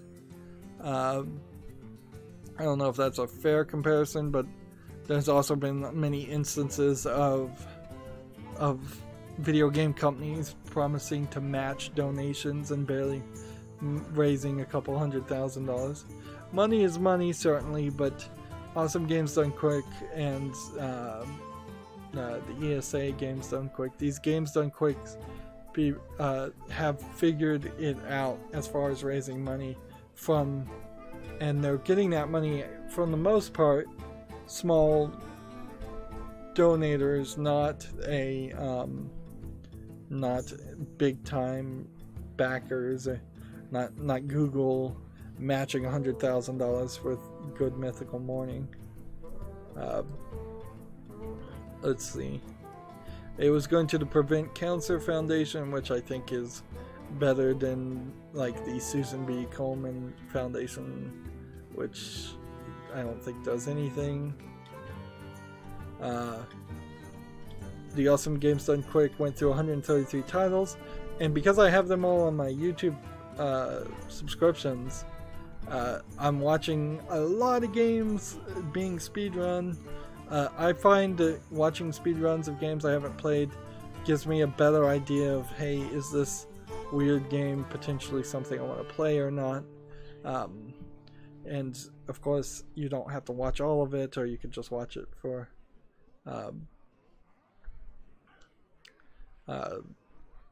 even if you are watching a speedrun of a game, then you're not really getting the full story or the full experience. There's a lot of repeats, certainly, though, every time they do one of these speedrunning events. And seriously, how long does this require?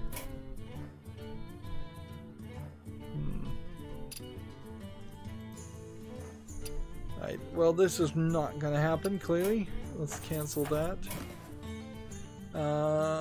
Mage, Shaman, or Warrior class cards. Let's play Warrior.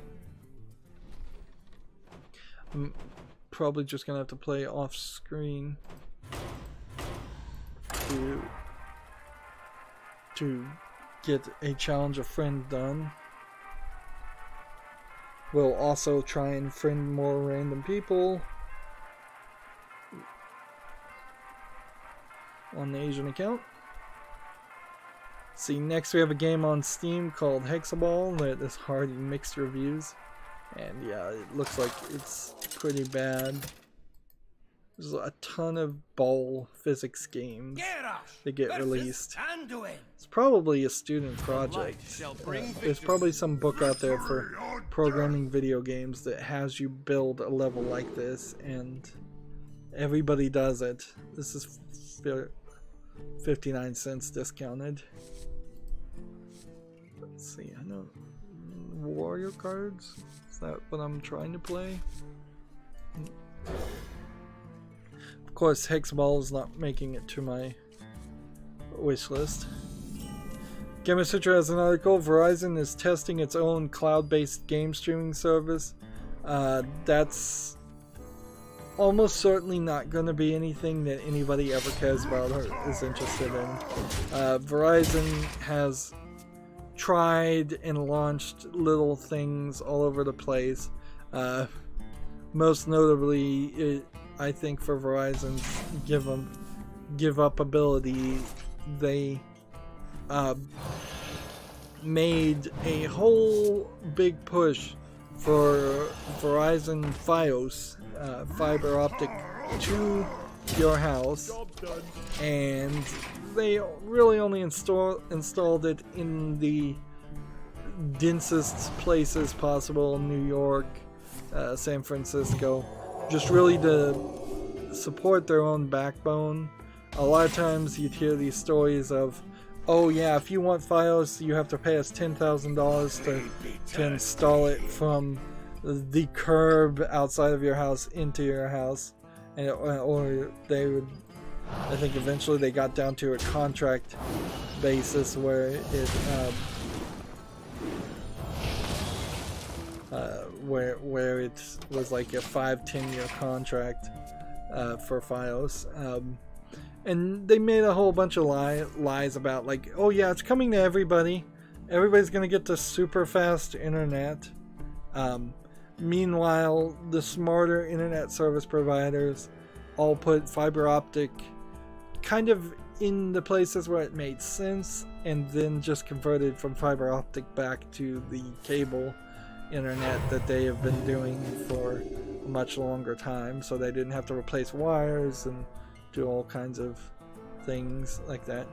And Verizon has never really been a good service for its internet providing. It's never been it has like a TV built-in thing that I've never heard anybody say anything good about. It has also, I believe, a cell phone service. It's not really that good either.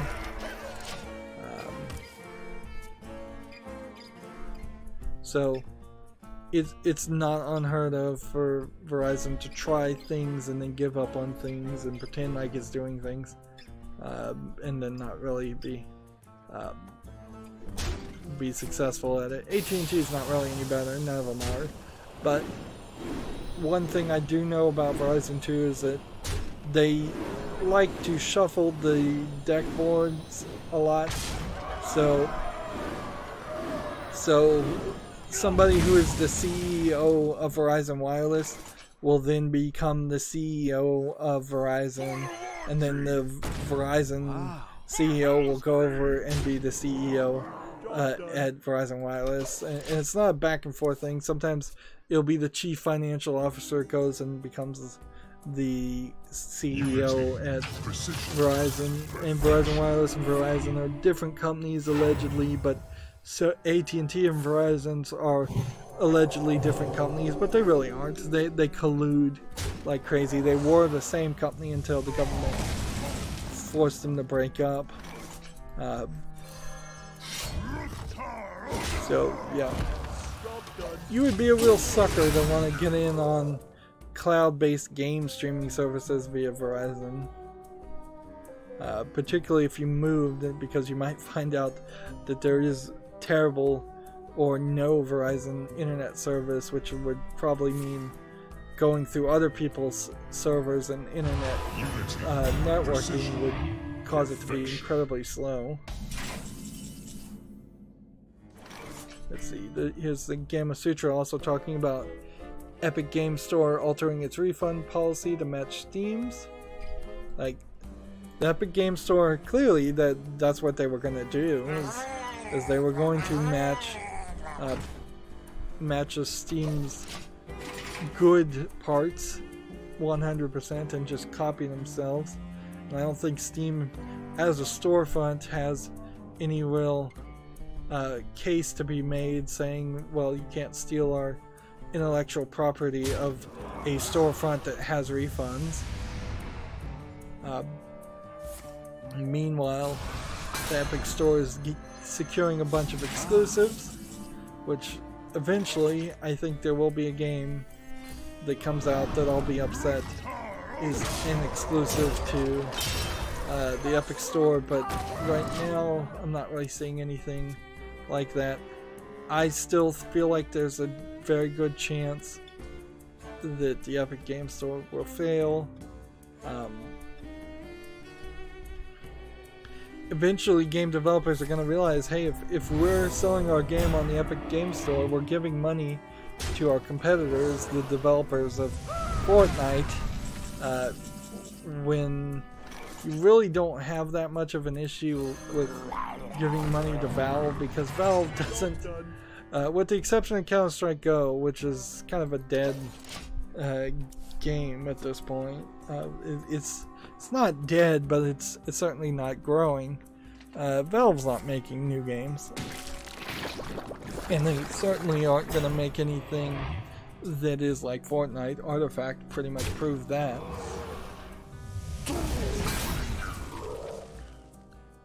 Let's see. Let's come over here. We haven't played anybody. Yeah.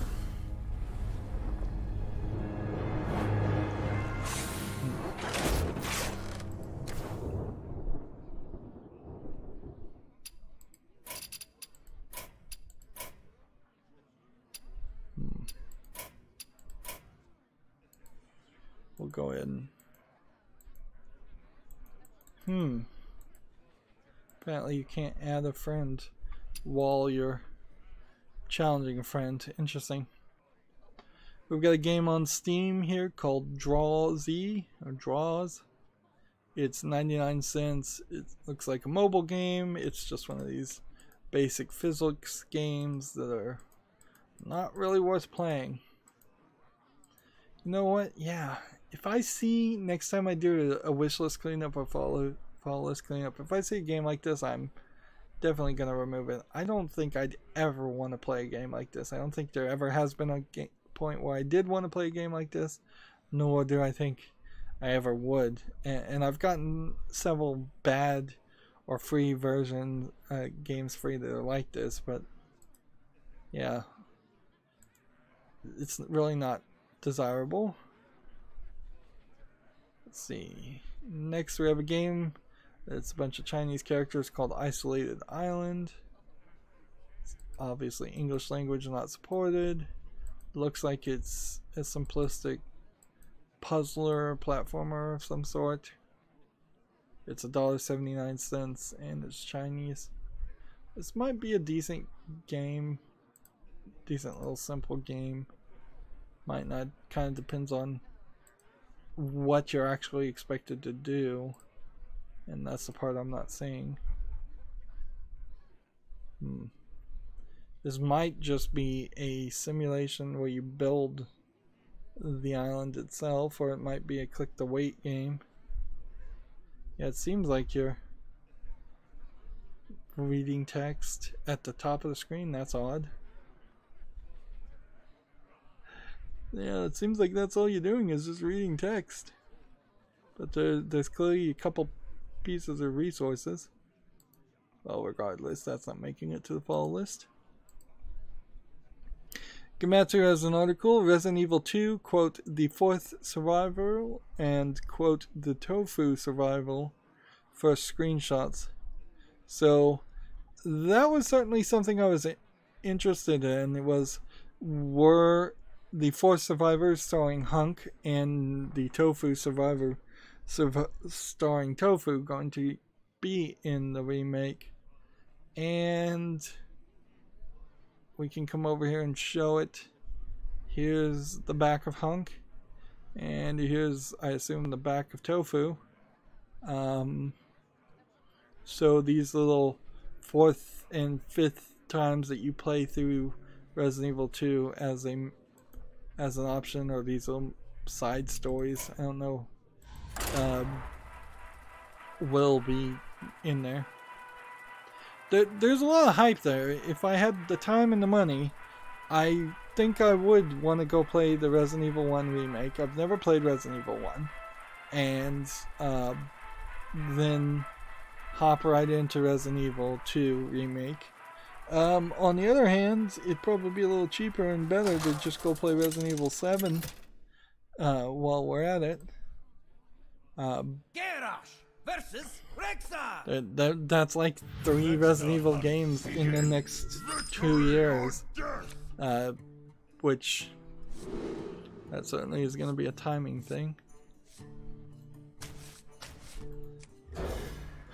Okay, we have a game on Steam called Night of the Blood Moon, which I think is a top-down twin-stick dungeon crawler shooter game. Yeah,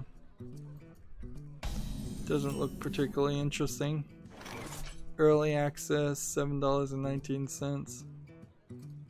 Let's see if we can, yeah, just your basic.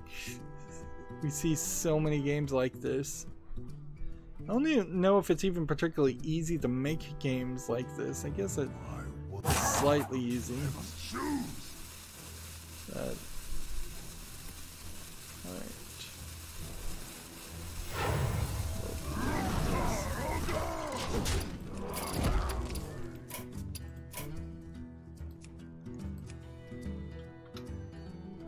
send that friend request.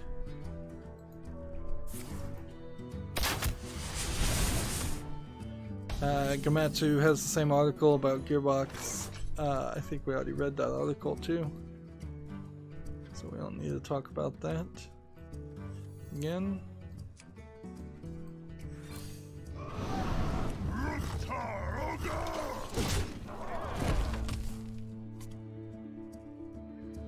Let's see. Next we have a game on Steam called Tower Hex, which looks like a VR game, but this video has a couple of people in robes playing VR for no reason. Now see, this is immediately a stupid idea. You do not want two people in VR headsets where they can't see each other next to each other. The idea sounds smart, but knows that there has to be a cable hanging at the top just to keep them from getting tangled. Like, this is never gonna work. The idea of multiplayer VR would first of all be like a minimum $1,200, but in reality closer to $5,200, because you need a couple $1,000s worth of computers, like a $2,000 computer for each computer person playing, because yeah, this is not, I don't think, a case of you're hooking up two VR headsets to one computer. I don't think one computer can handle that. This is early access, $9.99. I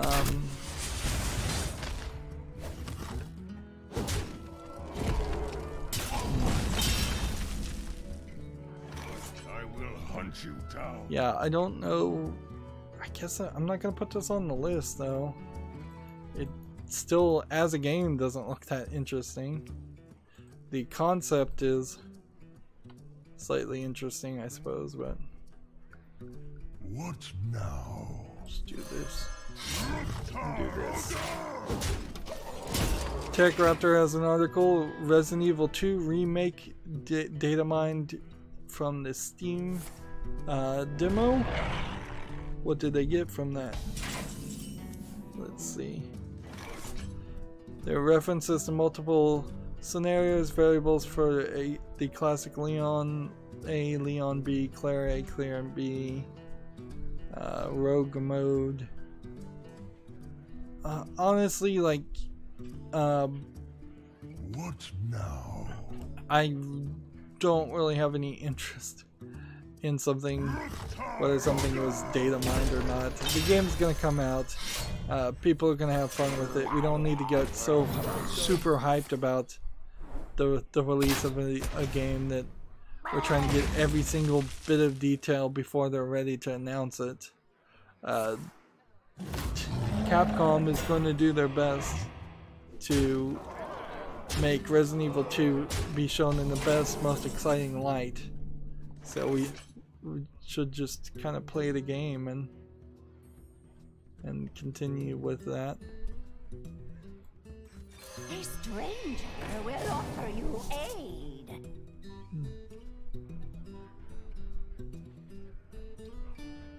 Let's see. Drink with me, friend.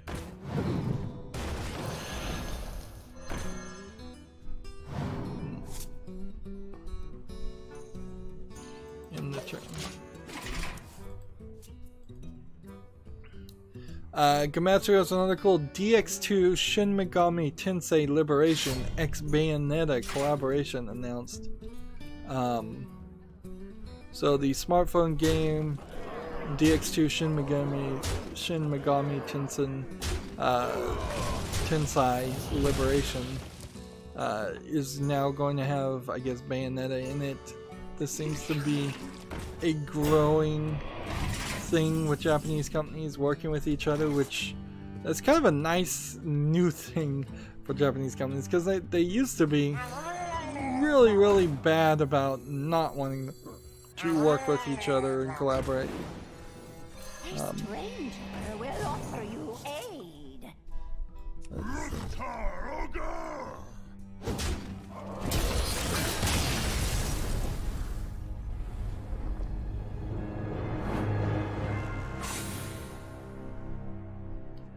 I don't know what Shin Megami Tyson really is, though, so there's still some issues there. And yeah, this video didn't really show anything, just like an animation. Apparently DX2 Shin Megami Tyson Liberation is available for iOS and Android. Visit their website here.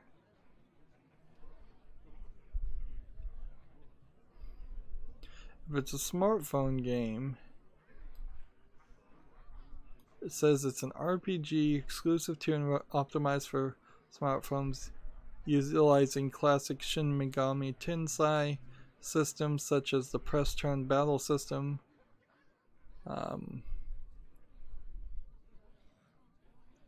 Yeah, it looks like it's more of a 3D monsters that you're fighting in Tokyo.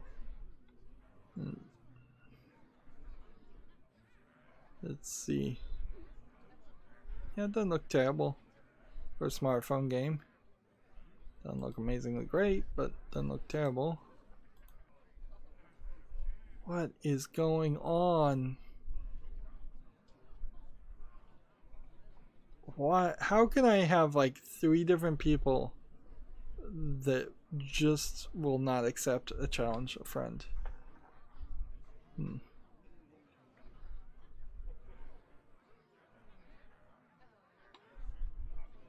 Next, we have a game on Steam called Escape Velocity, which doesn't look like it's much of anything. To be fair, I would say that this animator is at the beginnings of potentially being a good animator, but right now it's not professional prime time, and this certainly is not a good looking game. This looks like a joke game. It's free, so the price is right. Yeah.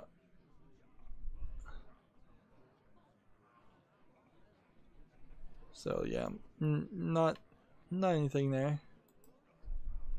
What are we gonna do about this?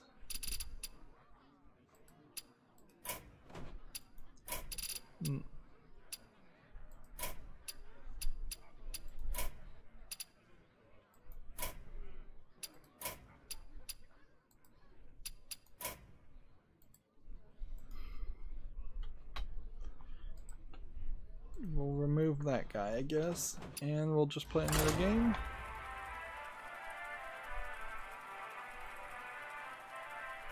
We're almost done with games. We have about 10 more, so this might be our last game. Next on Steam we have something called Temple of Pizza, which looks like it's a VR game, just bad quality. Dark Screenshot Syndrome, with just some kind of generic 3D animation, asset flips. Free to play, I guess, if the price is right.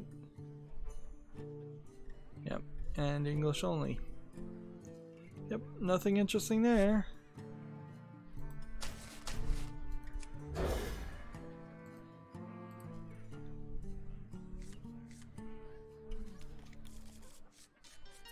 Let's see. Next we have this game called Morgenstern. I don't know if this is a troll game or what. Seems like... Is that some kind of rapper or musician that somebody is trolling and made, used as likeness for? It seems like it is. It's like it's supposed to be like a fighting game.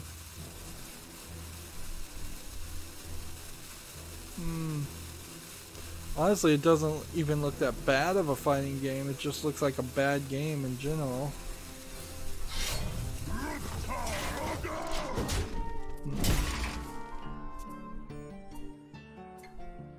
This feels a lot like The Quiet Man.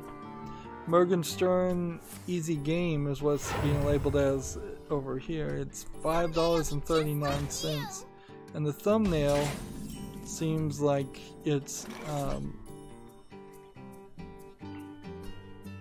is like a completely different animation style and in no way connected to what the game looks like.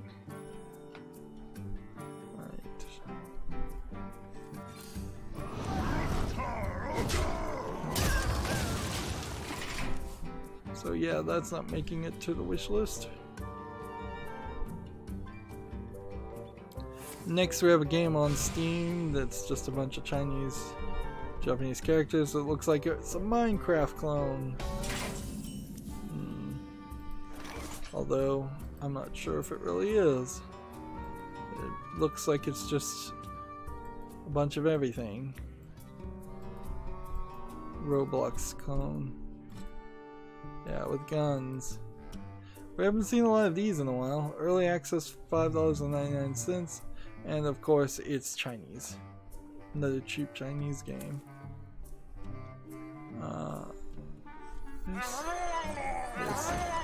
This. Turn.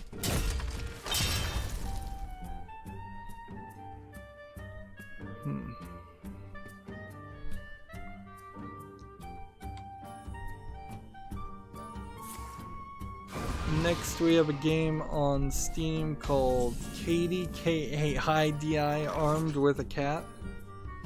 What does this really look like? It looks a little too generic. It's not widescreen.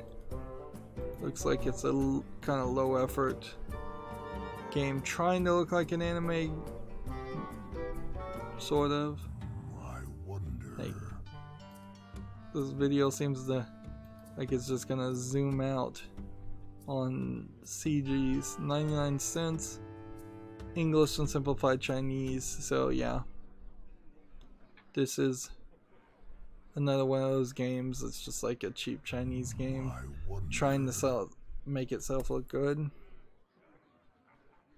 Attack and health of all other minions.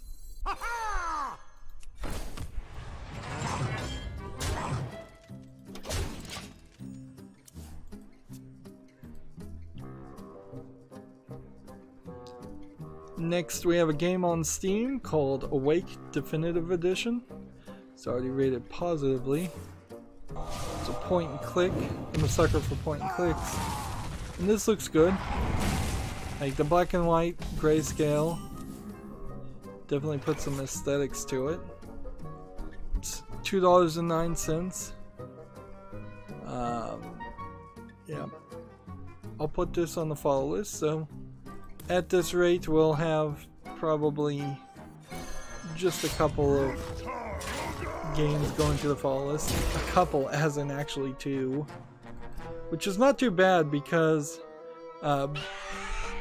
frankly if every week I find two games that I kind of might want to play, 52 weeks, that's 104 games a year.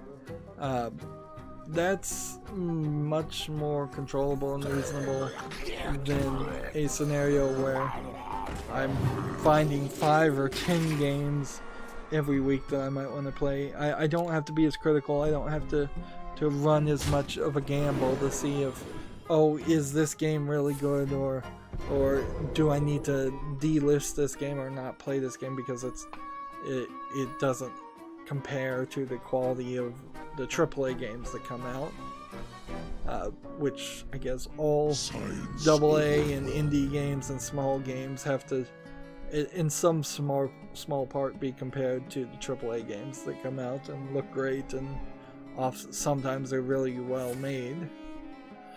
Game of Sutra has an article. Valve wants to overhaul discoverability on Steam with machine learning this year.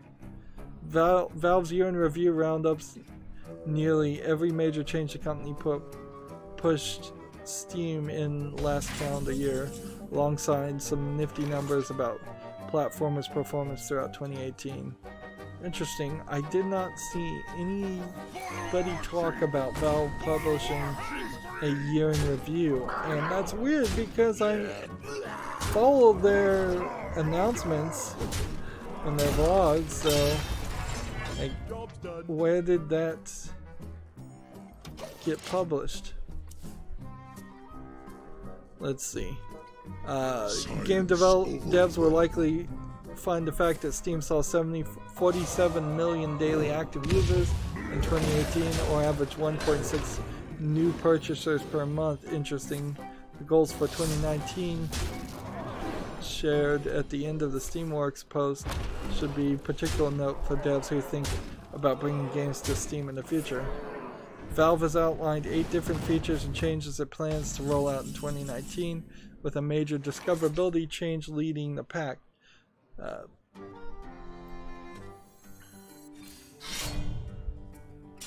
we might as well do this just for the fun of it.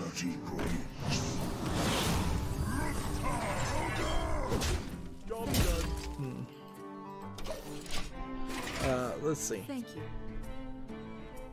The company says it's working on an entirely new recommendation engine to pair Steam users with games that are likely to be of interest to them. The post notes specifically that the new engine will be powered by machine learning, but that the company is also building more broadcasting and curating features to aid with discoverability as well, since algorithms are only part of our discoverability solution. Discoverability has been a hot ticket issue for game developers on Steam in the last few years, as the volume of games released on the platform continue to rise. In 2018 saw a number of changes, both good and bad, according to Gamma Sutra, which that's not writing with a passive voice. That's biased writing right there. Do I want to do one more game?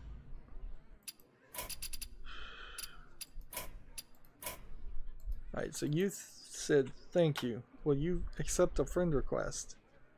Please. Where was I? Most recently, developers spoke out about the apparent bug and accompanying intentional change that shifted the way more like this recommendations worked on Steam.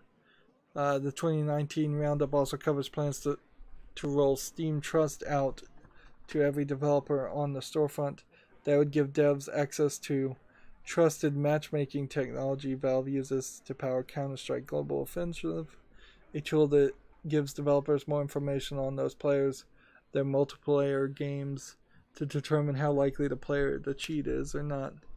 Along with new recommendation engine, Valve says its official Chinese launch of Steam is coming in 2019, alongside a rework of the entire Steam client and library based on last year's Steam chat changes, a new event system for Steam communities, expanded Steam TV broadcasting, a new Steam chat mobile app, and a version of Steam built specifically for PC cafes across the globe. Information on all of these changes and the rest. So they put out this year in review, and they didn't mention the censorship thing, and no surprise there, honestly. Oh wait, do I need to even play one more game? Yeah, one more quick game. TechRaptor has the same article we already talked about. The Epic Game Store adds regional prices, matches Steam's refund policies. Regional pricing certainly going to be an issue at any storefront for digital goods. Let's see. Next we have a game on Steam called UFO Simulator Control Master, which looks like a very ugly... I don't know if I really even call this an asset flip game, just a terrible game where you fly around the UFO and some very ugly skyboxes. Yeah, $4.99. Yeah, that's not interesting. Let's see.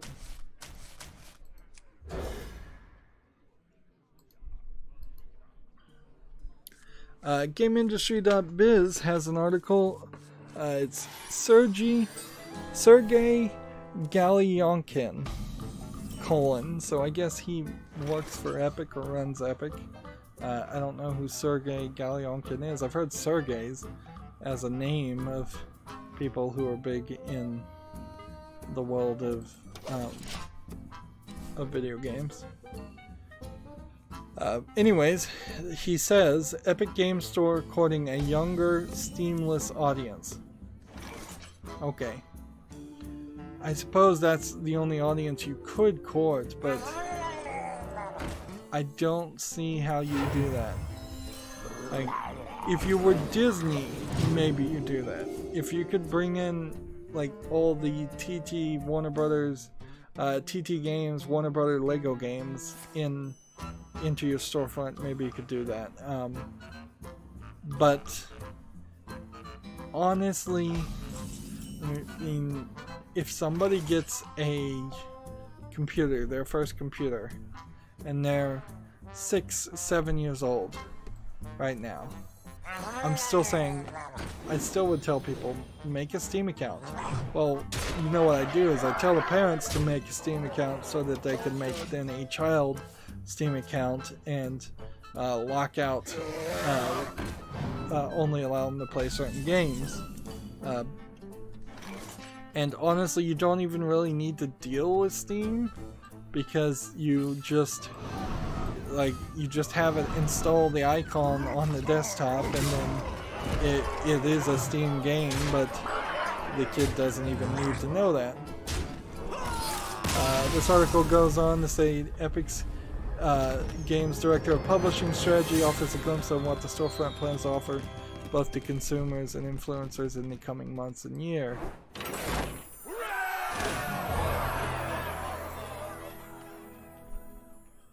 Still trying to play Warrior Glass cards.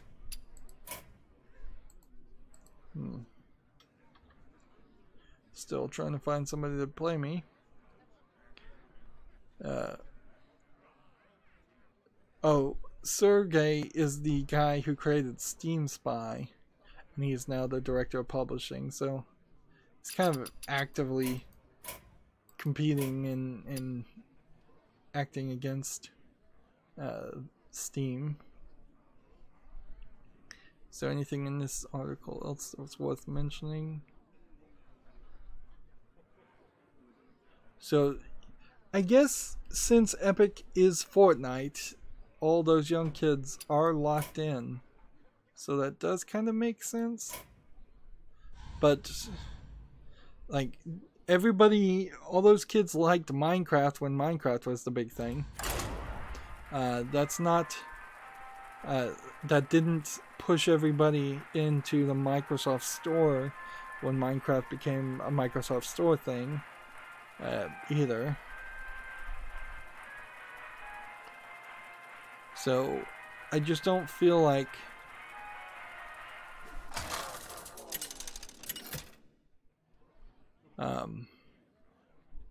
Garrosh versus Lunara. The forest fights back. Seems like he says in this article, if it weren't for the fact that there were so many asset flips and game-shaped objects, is what he's calling them, Steam would only have 150 to 200 games per month released. That's possible. Certainly possible. But it's gonna be, the devil's gonna be in the details. This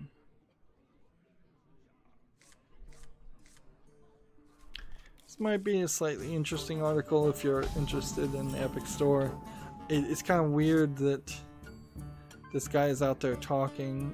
He is the developer, the publisher, director of publishing though, so he's hyping up the Steam store.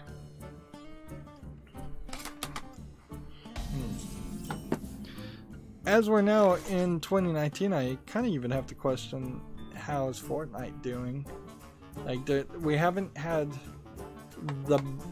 a big replacement game yet, but I wouldn't be surprised if it kind of just is dying out as kids are back in school and something new will be out to replace it pretty quickly. We have a game on Steam, the Resident Evil 2 Biohazard Resident Evil 2 one-shot demo. It's rated very positive. It has Denuvo, it's free to play. One-shot demo is 30 minutes to play. although I've heard you could probably beat the game if you're just playing it casually in 17 minutes, so they're giving you a decent amount of time. And then you could theoretically make a secondary Steam account and play it again if you wanted to. Or I wouldn't be surprised if there's easier ways to do that also. But I don't see a reason why I would want to play the one-shot demo. Maybe there would be a reason, but I doubt it. Like, if a game, so many games have demos that come out, so it would be kind of silly to play those and try and cover them. There we go. Next we have a game on Steam called TYLT. Just random gibberish for a 2048 game. This is clearly a low effort game in its name. But I don't know why you would do that. Like, why would you make a troll game when it looks like you have a decent 2048 game? It's just a really weird name. I don't know if maybe that means something to somebody.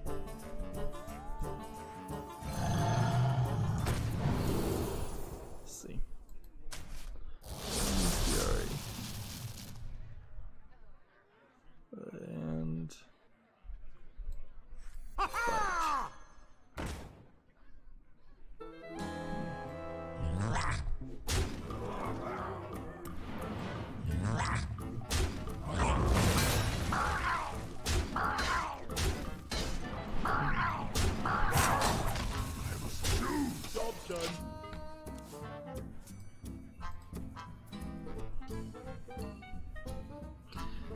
let's see.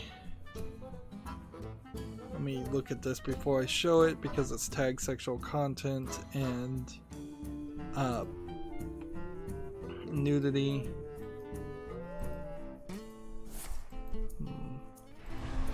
It looks good. Next we have a game on Steam called Love Language Japanese. It's rated positively. Tag nudity, sexual content. Here you have girls in some kind of uniform. One would say a school uniform, possibly. Then, let's see. Most of the others, the screenshots, this clearly still looks like a school uniform. And let's see, what is this? Looks like it's a visual novel. It's $15.99 and it's English only, not Japanese. Disclaimer, all in-game characters are 18 years or older.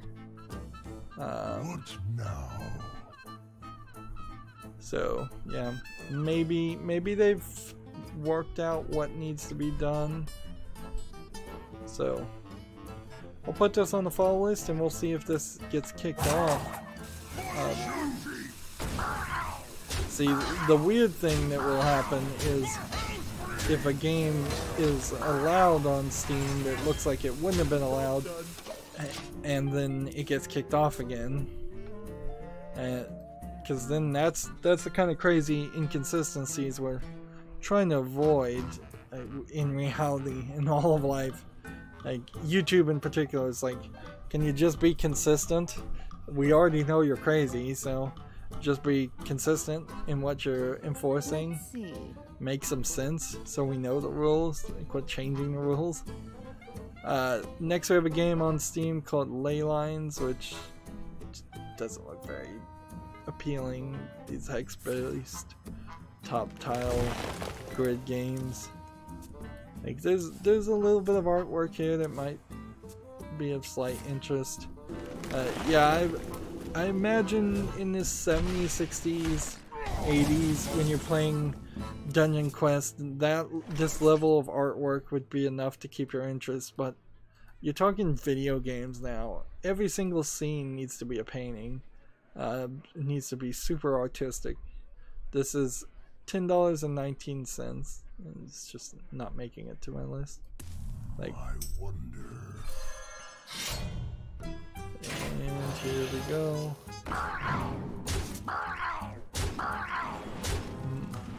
Can't win them all. There we go. Somebody type something in some Asian language, I assume Japanese. And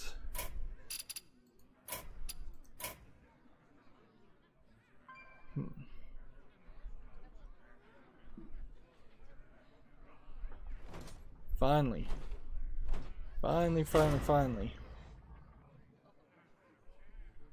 suppose you can just watch and learn somebody play a game to get the inside scoop on how they're gonna play. No, he's typed in Japanese again.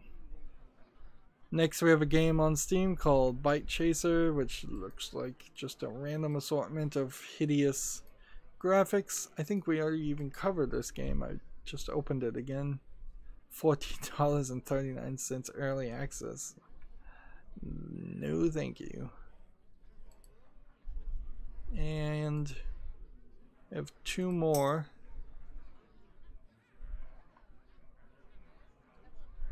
Like somebody just typing okay now. Like just accept the freaking accept the deck. Let's play a game. Oh my goodness, just freaking play the game. It's a universal language. Just accept. Select a deck. Quit texting me. I don't know what you're saying. I can't translate it. I don't want to talk to you. I just want to play the game so I can get the freaking 80 gold. So you get the 80 gold too.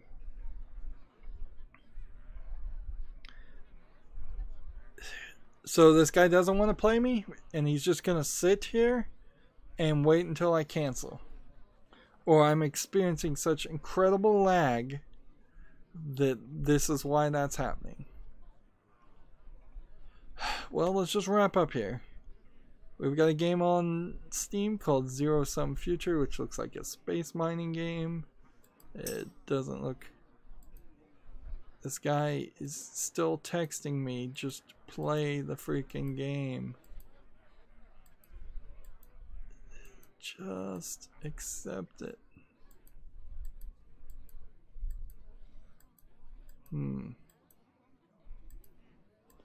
Never had this be an issue before. I've never had it be an issue where there's just a ton of lag. Maybe there's something wrong with the Hearthstone servers. But I mean, he's capable of texting. But he's not playing.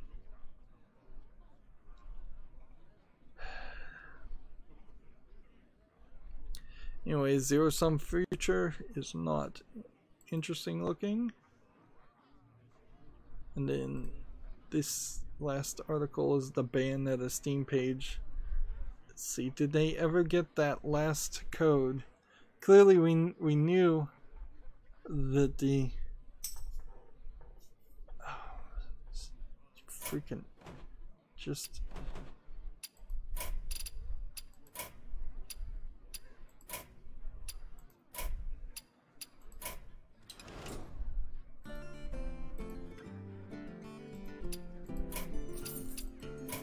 annoying as all get out. And see, I need to play one more warrior card, and I would need to play one more Victory of Major Shaman, and I need to just challenge a friend off screen.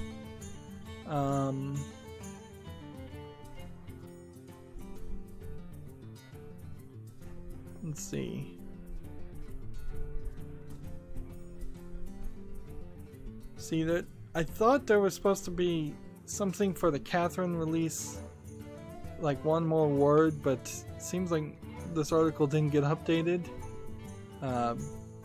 So yeah, that's just a thing. Meanwhile, the Humble Bundle store it's still got the Stardock bundle for 19 hours and the Deadly Class bundle, because that show is coming out, the TV show based on that is coming out. So I guess you'd get digital versions of all of the comic books up to Deadly Class 11 for $1, and that's all the bundle is. Alright. And let's just take a quick second to see if anything huge has happened on the news. It is Monday.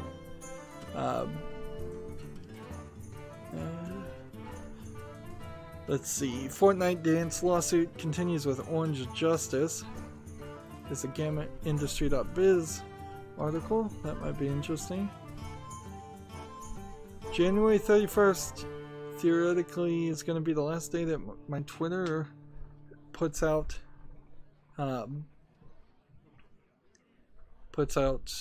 notifications, so there might be a small gap there. It might be even a week-long gap, but I think I can get it to work pretty easily. 23 minutes ago, Borderlands 2 Game of the Year Edition episode 78 aired on my channel. Is there anything else to talk about? Let's see. No.